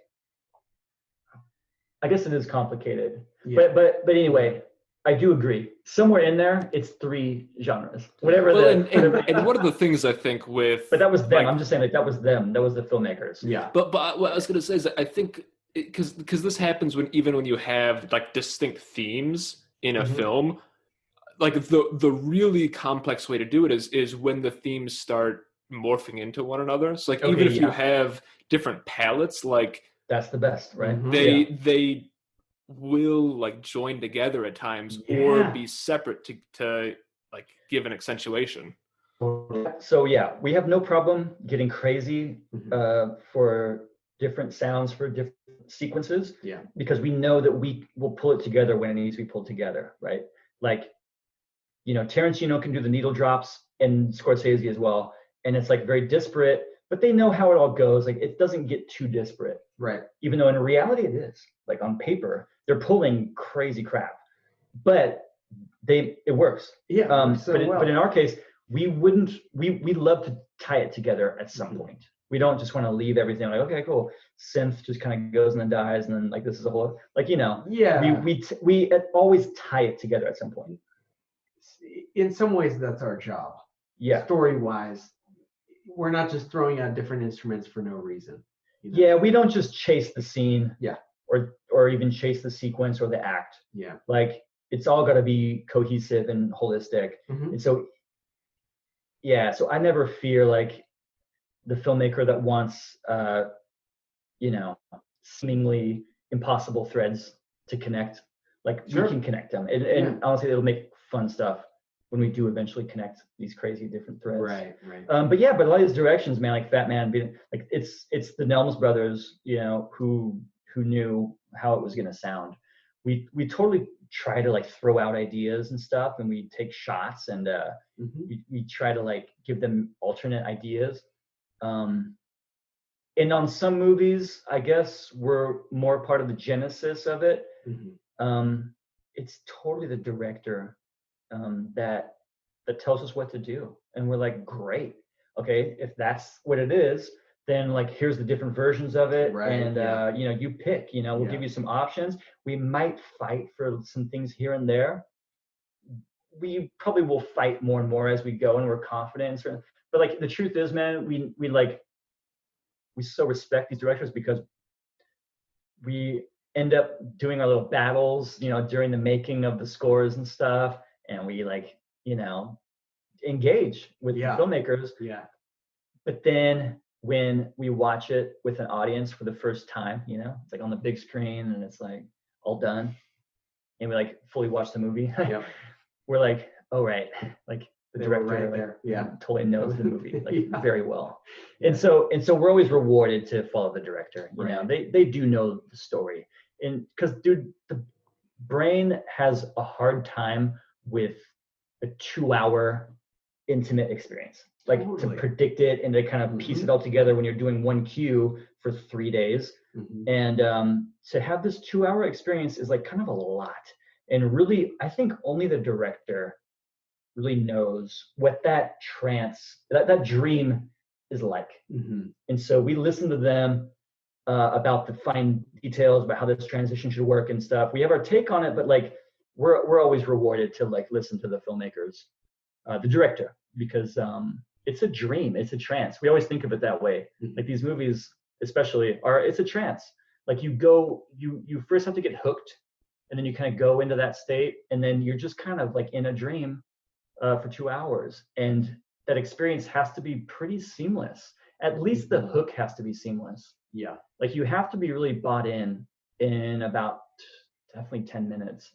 ideally shorter than that, but like, and only with the director is the one who is sort of like the shaman for that experience.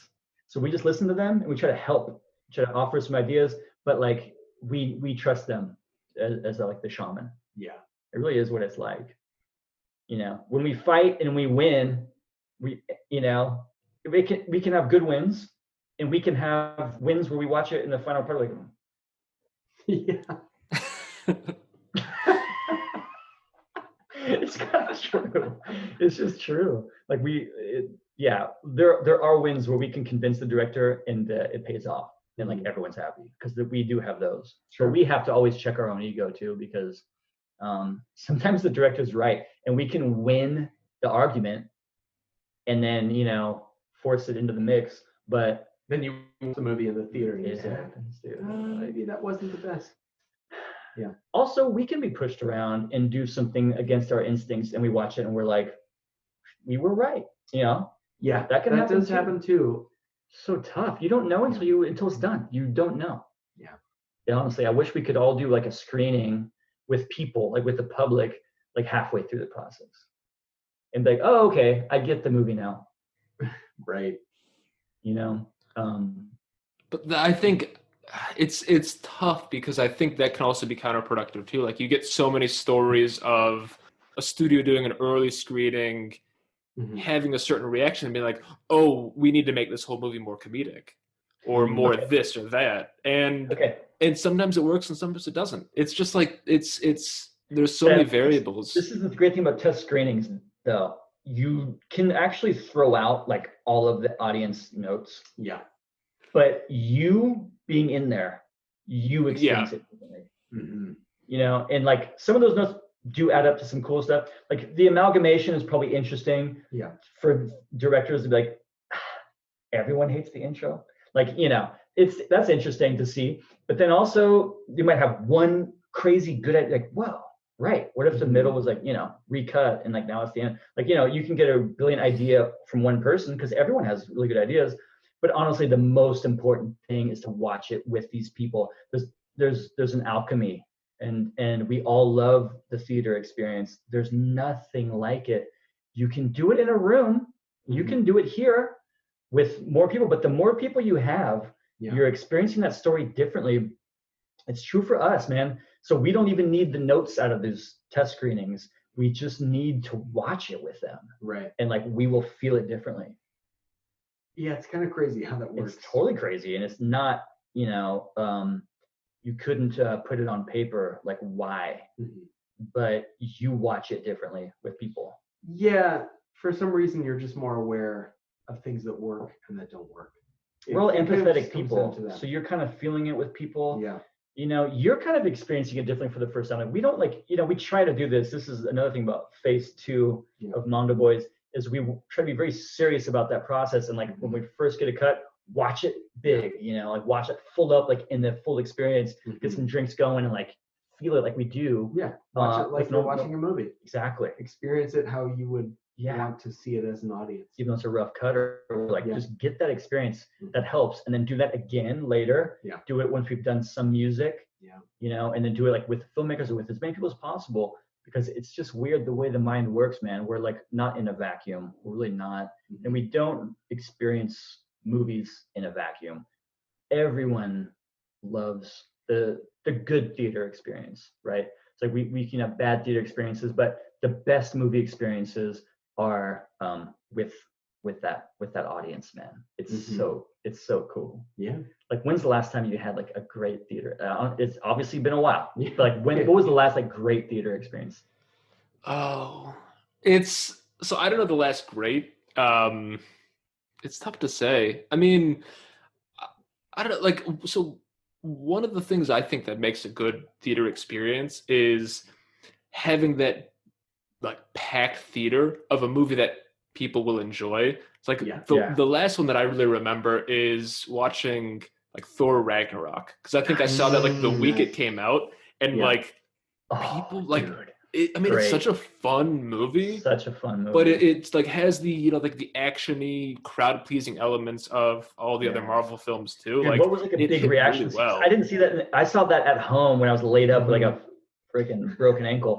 So like, what was the fun like in the what was the big cheer moment in that for you? Do you remember? Oh man, I don't know what the like a single big cheer moment was, but like there's just like an energy throughout the whole thing of like that carries through the theater and like siphons into your experience. Dude, honestly, man, do you ever come out to LA like, you know, when there's no COVID and lockdown? Like, did you come to LA like some movies and stuff out here?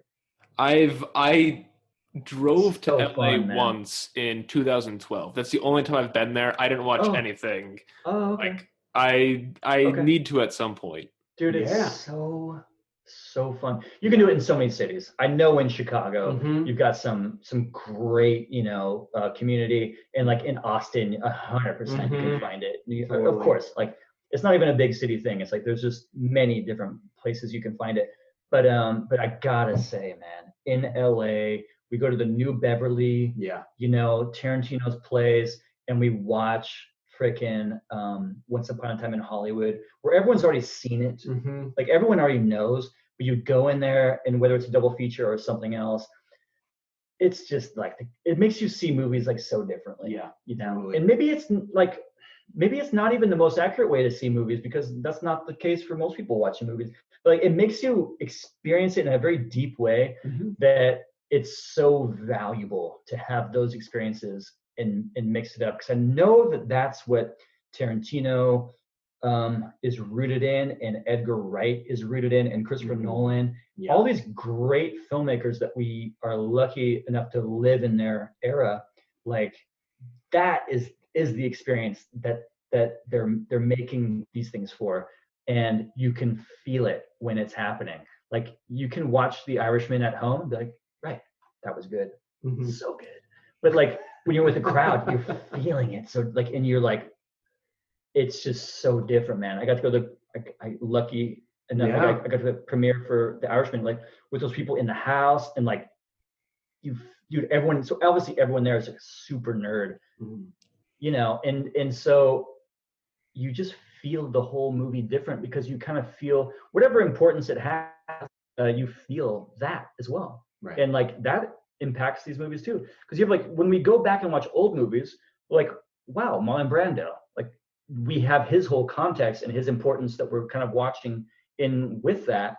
And so I think that these like, you know, nerdy, maybe snobby screenings that we get to do in LA and stuff, like it just kind of gives you a head start on the historical context that we'll all feel later, but you get to just like be there now, right? With like art department person for Tarantino is over here, like, you know, you don't know, like it helps you get into that mode of like this is kind of history, you know, for some of us. And so like dude, these are the best experiences. So whenever we get like, you know, any theater experience is something like that, because you have different people that are there with you. It's not just us, and they're so valuable, and they make you understand the movie differently. They make you understand the movie like a lot better.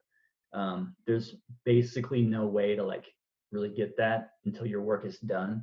That's one of the weird things about the work, is like we're a little bit in a vacuum. It can definitely skew that way. It can skew toward like we're in a vacuum. We don't even know like the cast and crew. We weren't part of production, you know? So we don't know like there was like 200 people who were like lived and died and bled for this movie. You know, like such a trip. We can like not be connected to that if we don't think about it.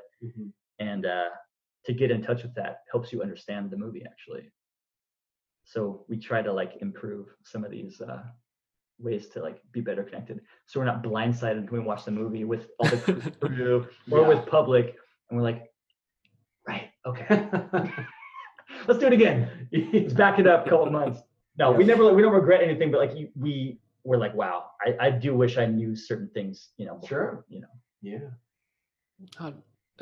It makes a lot of sense, and that's why I like seeing Christopher Nolan and Denis Villeneuve like talking about Is that how you pronounce his name?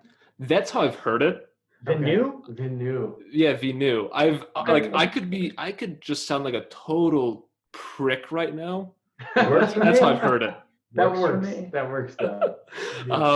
But like, they're talking about saving the theater experience. You get so many people on like different forums who are like, oh, I can stream it at home. And it's like, dude, we do. I stream so many things at home, but at the same time, it's like, different, it's so easy to sit on your phone, or like, even if it's a good movie, or if it's like you're sitting on your couch or in your bed on Dude, it's just the phone factor. Like, there's really no good version of the phone interference. Yeah. Like, that's what sucks about home. Like, if I'm watching, last night, Social Network, Let's Rock.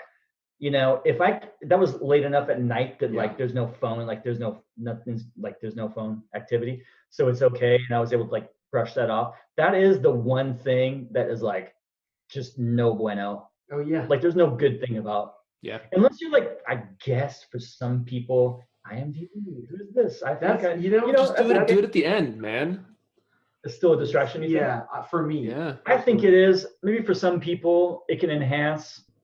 But anyway, in general, the phone thing, man. Yeah. Look, I'd be actually pretty cool with home experience if we could like just do a freaking shut off of the phones while you're doing it. Because dude, it's brutal. You watch like, you ever observe people? Like, I'm sure I do it too. But like, I watch people watching at home, and they're like on their phone like half the time.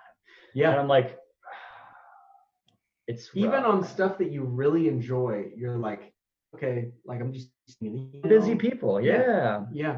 But it ruins the movie. Even one person, when we're doing a movie, we're not on the phone, right? So even in each other's company, like even one person helps. Yeah.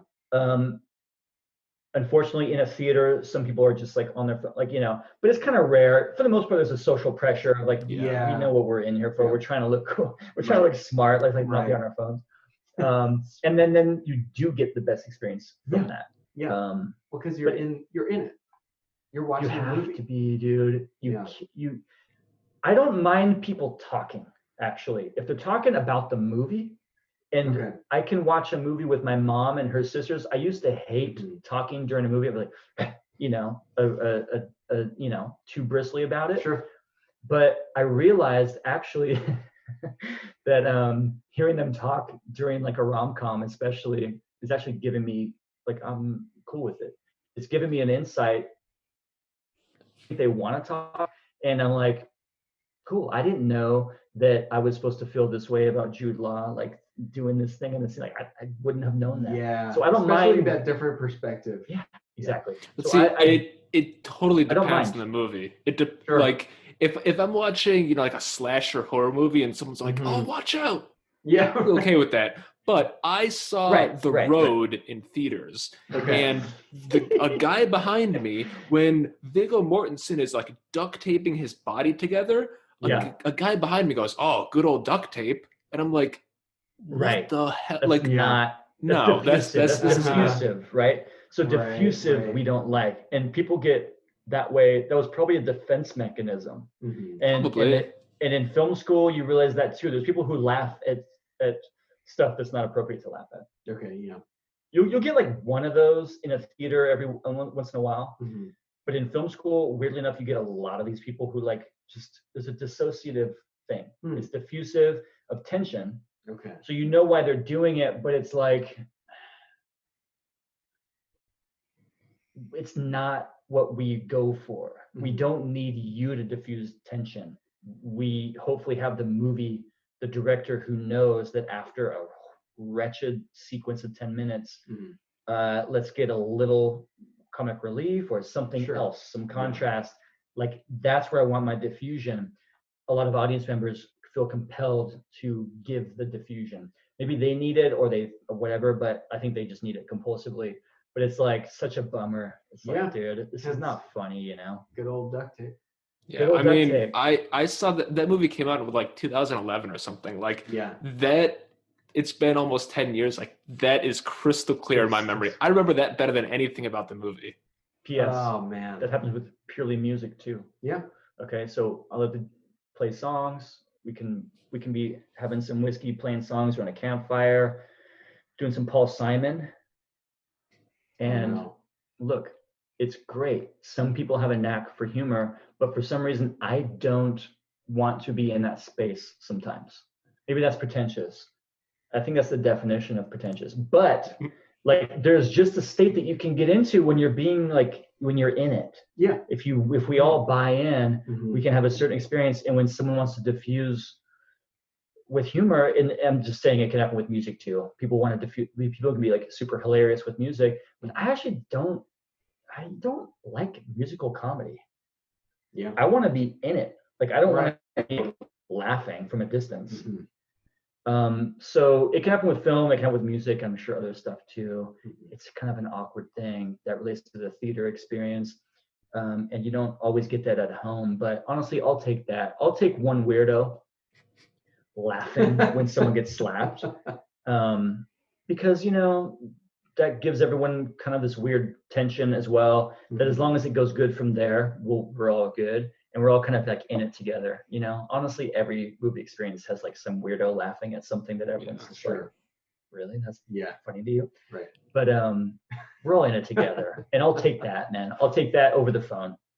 Because we're all at least like in an awkward group. Mm-hmm. But I think too, when you recognize, like you said, the reason why there's that response, you go, you have the realization of like, it's working. It's effective. It's not the scream or the shriek or the recoil you expect. Yeah. But it's a manifestation that's that reaction. Mm-hmm. It's basically that, dude. In a movie like The Road, I mean, that's the perfect scenario for that, where you're not really given the opportunity as an audience to like yell or react much, right? That's a very serious movie. A serious movie that goes like so unflinchingly dark and confronting to you. People have to release, and you like, I would love to talk to who is the director that did. We can go into that, but like I think it might have been John Hillcoat. Okay, great. Like, it would be so good to talk to him. Like, okay, what is this experience? Because I love it, and it is such an experience. You must have known that there are going to be some people who like are going to do that, because you're not giving us a genre laugh. There's no laughs in that movie. Yeah. Like, I would need to rewatch it, but there's no laughs. There's no comic relief, right? So there's no release. We're just in this freaking trance, and like, so that's not a surprising environment for someone to like say something weird, because we're in a freaking crazy dream, and we're like, what, Well, and your moments of calm are like, oh, they get to eat. It's like, and then they throw up, like the kid drinks a Coke because they weren't used to eating, so they throw up, and you're like, right, okay, yeah. And it's also it's like you can't empathize with it. It's like, I could drink a Coke anytime I want. Yeah. Oh, interesting. And we can empathize too much because we're like, holy shit, this is such a well-told story. And we're like, now I'm in a fucking apocalypse. And it's just like, I don't want to be in an apocalypse. It's like, maybe I'll remind myself that we're in a theater. So I'll say something stupid just to like, these are intense. Yeah. It's a sign that the story's working. That's an unrelenting story. And so like, there's certain movies you go into knowing that you're going to get a weird audience reaction. I mean, because you're in it together, and there's just awkward people, and people just react differently.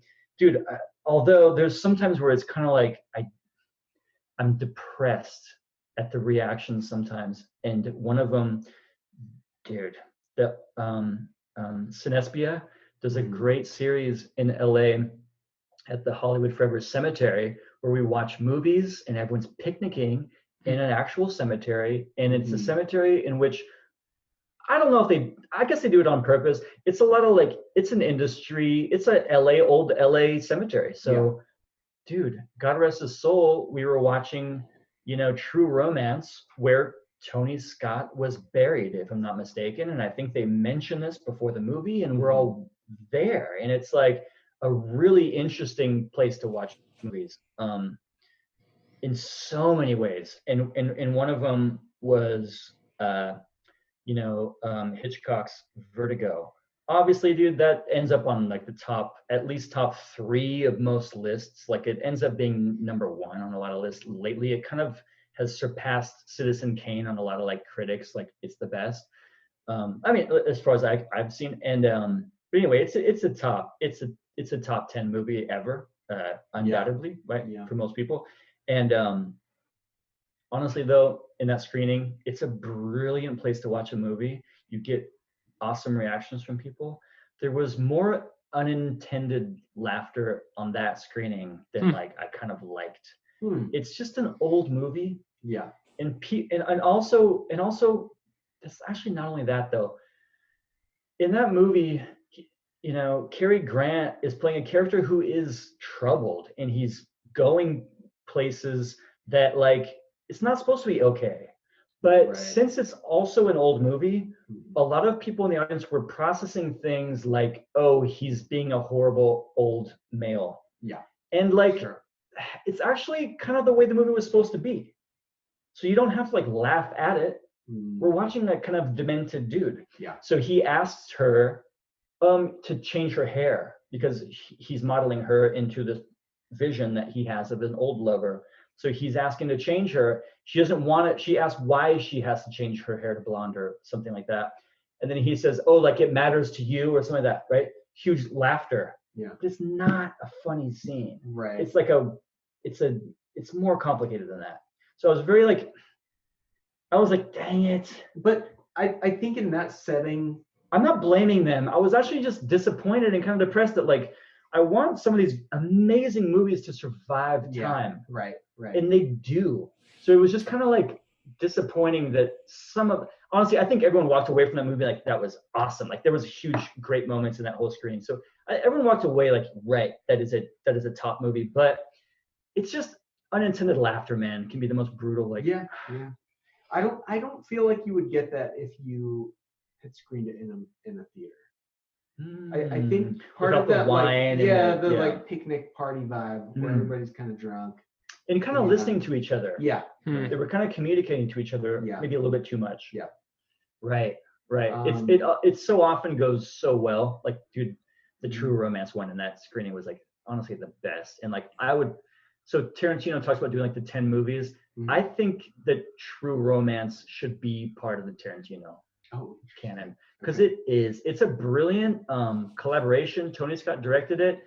Quentin Tarantino wrote it. But honestly, man, it's maybe an addendum, like it fits. It's a B-side, the same way that maybe Death Proof might be, or you know, Four Rooms is definitely a B-side in the Tarantino world. But I think that True Romance should be in the Tarantino box set. Like, dude, it works so well and it plays so well. When they go to LA and that story and stuff, everyone's like yelling. Like, honestly, it's a freaking jam of a movie. It's such a good movie, and it fits in the Tarantino world, even though he didn't direct it. More so than the Killers one with Woody Harrelson and stuff. Or Natural Born Killers. I think he wrote From Dusk Till Dawn, and like he directed the first half. Oh, did he really? But yeah, I think that's also a B-side. I don't think he considers that part of his thing. Well, and I was going to say, like, you can see his influence throughout, obviously, but it doesn't, like, it just doesn't have the same feeling, I guess. Dude, it's actually the same as Grindhouse. It's actually the same as Grindhouse. It was Tarantino and Rodriguez. Yeah. And Rodriguez takes it over by the time they're in the bordello and the vampires happen. Yeah. That's Rodriguez, but everything before that is actually directed and written by Tarantino. It's actually it's a total prequel to Grindhouse. They kind of they melded it way more modern and like it's more homogenous. But yeah, it's the same thing. I don't think he considers From Dusk Till Dawn part of his canon, whereas he does with Death Proof from Grindhouse. He does consider that. I think he considers that one of his 9. Yeah. That now he's at 9. Yeah, I mean, I think because I think that's like considered a true like a double feature. Right. Okay, yeah. Whereas Dusk Till Dawn was just cut up at the midpoint, but it's not like a double. It's not a double feature. Yeah, dude. But it honestly is so fun to be here in LA, whether it's Tarantino or whether it's Nolan and his world. Even though he's an England guy, honestly, dude, all this stuff, man. In LA, we benefit so much from being here and experiencing some of these places, whether it's a communal experience of the movie or whether it's just like seeing so-and-so at the Thai restaurant and stuff late night, or like, all this stuff. It's like, it contributes so much, and I'm so glad that we're here because we can do this work anywhere. And you know, from time to time we'll be doing this work from like all kinds of different places, but to have these basic experiences through the lens of LA and the people in LA, it really does deepen the experience for us. Like we pull from this like all the time. During lockdown, yeah, it's a little bit different. You know, there's not that kind of stuff happening, but I don't know. We're ready to rock when we come back out from lockdown. Makes sense. Get that extra element. Because these movies, man, we watch them at home or in a little theater, but like, I don't know, man. Like, it is different to experience them in LA. For sure, in New York, in Venice, like it's not unique to LA necessarily, London, but it's so here in LA and it's like so fun. It's part of our process. And we try to remind ourselves because we can be working in here in a vacuum, like in a cave, you know, till kingdom come. But it's important to remember to get out there because this community is like amazing. Yeah. And it helps enrich the experience. So you've convinced me. I've got to You gotta come out. When everything gets normalized, I'm gonna do an LA movie tour binge. Nice. Dude, that would be amazing. Dude, totally. New Beverly, gotta go. Even the ArcLight, like you gotta go. Even that's not run by any particular like a tour or anything like that. Like the New Beverly has that experience, but like we gotta go. The ArcLight's great. Yeah. Yeah, it's awesome. Like we have amazing like one screen theaters and stuff all over LA. Yeah. But ArcLight is, you know, probably 12 screens or something. Like that's kind of my go-to. Like that's kind of the best experience. Yeah. We can get some drinks and go. That's one nice bonus. And also it's just a good vibe. Yeah. I think everyone goes to ArcLight. So you have a little bit of the bridge and tunnel. You have a little bit of the industry people, you know, and it's like this great mix and you're all watching these movies. And it's not like the Alamo, which is fun too. Yeah. Great. But it's not like you're all in your own recliner or kind of ordering food and stuff. Right. You're all in it together with ArcLight too. Yeah. It's kind of a cool hybrid of just like random American theater and a little bit of a luxury experience. So yeah, you should come out. I guess my pitch is done for you coming out. Yeah, I mean you already hooked me. You didn't need to keep going, but it just reeled me in a little more. Yeah. Yeah, I'm going beyond the sale. Yeah. Look, I think we're like over 2 hours now. This is literally twice as long as my longest interview. Okay. Dude, we can keep going. We're just getting. I know, but like my wife's upstairs now, probably wondering what the hell I'm doing. Yeah. No, thank you so much, man. Yeah, man. Thanks, we really appreciate it. It'd be fun to do again. Thanks for jumping on. Like this was great, and like I said, like. I think you guys have already blown up in 2020. So I want to schedule an addendum to this because I'm excited to see what 2021 and beyond has in store for you too. Awesome, man. Fun. Thank you so much. Fun. We love being connected with you on our social media and stuff. Like, I mean, I know you know, but like that's us, right? We don't have like social media is us. We're on there, so you can talk to us, you know, more in the future, and we might not look at every analysis thing that you do because we want that to be the world that we don't like to get involved. We want you to do that. And we're here whenever you want to talk about some of that stuff. Yeah. I appreciate it. Like it honestly makes total sense. Sometimes I feel weird doing the like review analysis stuff because sometimes it's like, well, I love it. Who are we to say like, though. You have to. What's good or bad about something? If not you, then who? I love it. I think you have to keep doing it. And we've realized that it's a sphere, right? It's a different world that we want to give you the oxygen to do it. So just so you know, if you're doing the future movie that we scored and you have gripes, you can 100% do that because we're not really going to like watch it, right? We're not going to listen to it. And I think that's the freedom for you. Like, it's okay. We're not worried about it. You probably are connected to so many cool composers and probably different filmmakers and stuff too. And you might start to feel like a connection, which you do. You have a connection and friendship, and we can talk and be like legit. But you have to have freedom too. Like you have to be able to do your gripes and do your criticisms, or maybe just thoughts about something. And it's not our problem, and it's not our concern. Yeah.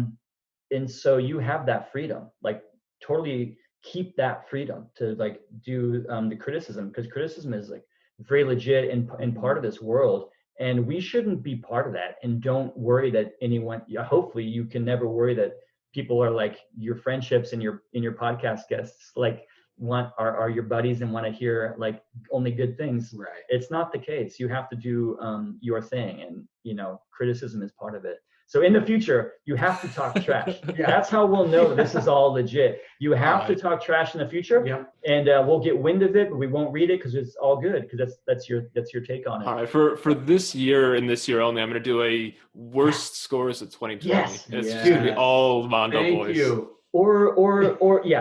Okay, that sounds good. Well, no, it's real. We'll look for that, and we'll know that it's legit. So yeah, do it. Amazing. But you know what? Like, I do appreciate that, because like we're all people, and the more I talk to composers and filmmakers and get to know them personally, like obviously it feels weird. Like you don't want to say, "Oh, I don't like this thing that a friend of mine did." I appreciate that, you guys. Yeah. We're in that a little bit too, and we're trying to establish in our network as well. Like, this is not a networking meeting, right? Yeah. Honestly, even between us. Yeah. I don't like everything you do, and vice versa. Right. It's just part of how creativity works, It's not about never trash. Yeah. I honestly think it's part of the process. You have that freedom. You have our respect, and thanks for talking to us, man. Yeah, we really appreciate it. It's been fun. I appreciate you guys joining me too.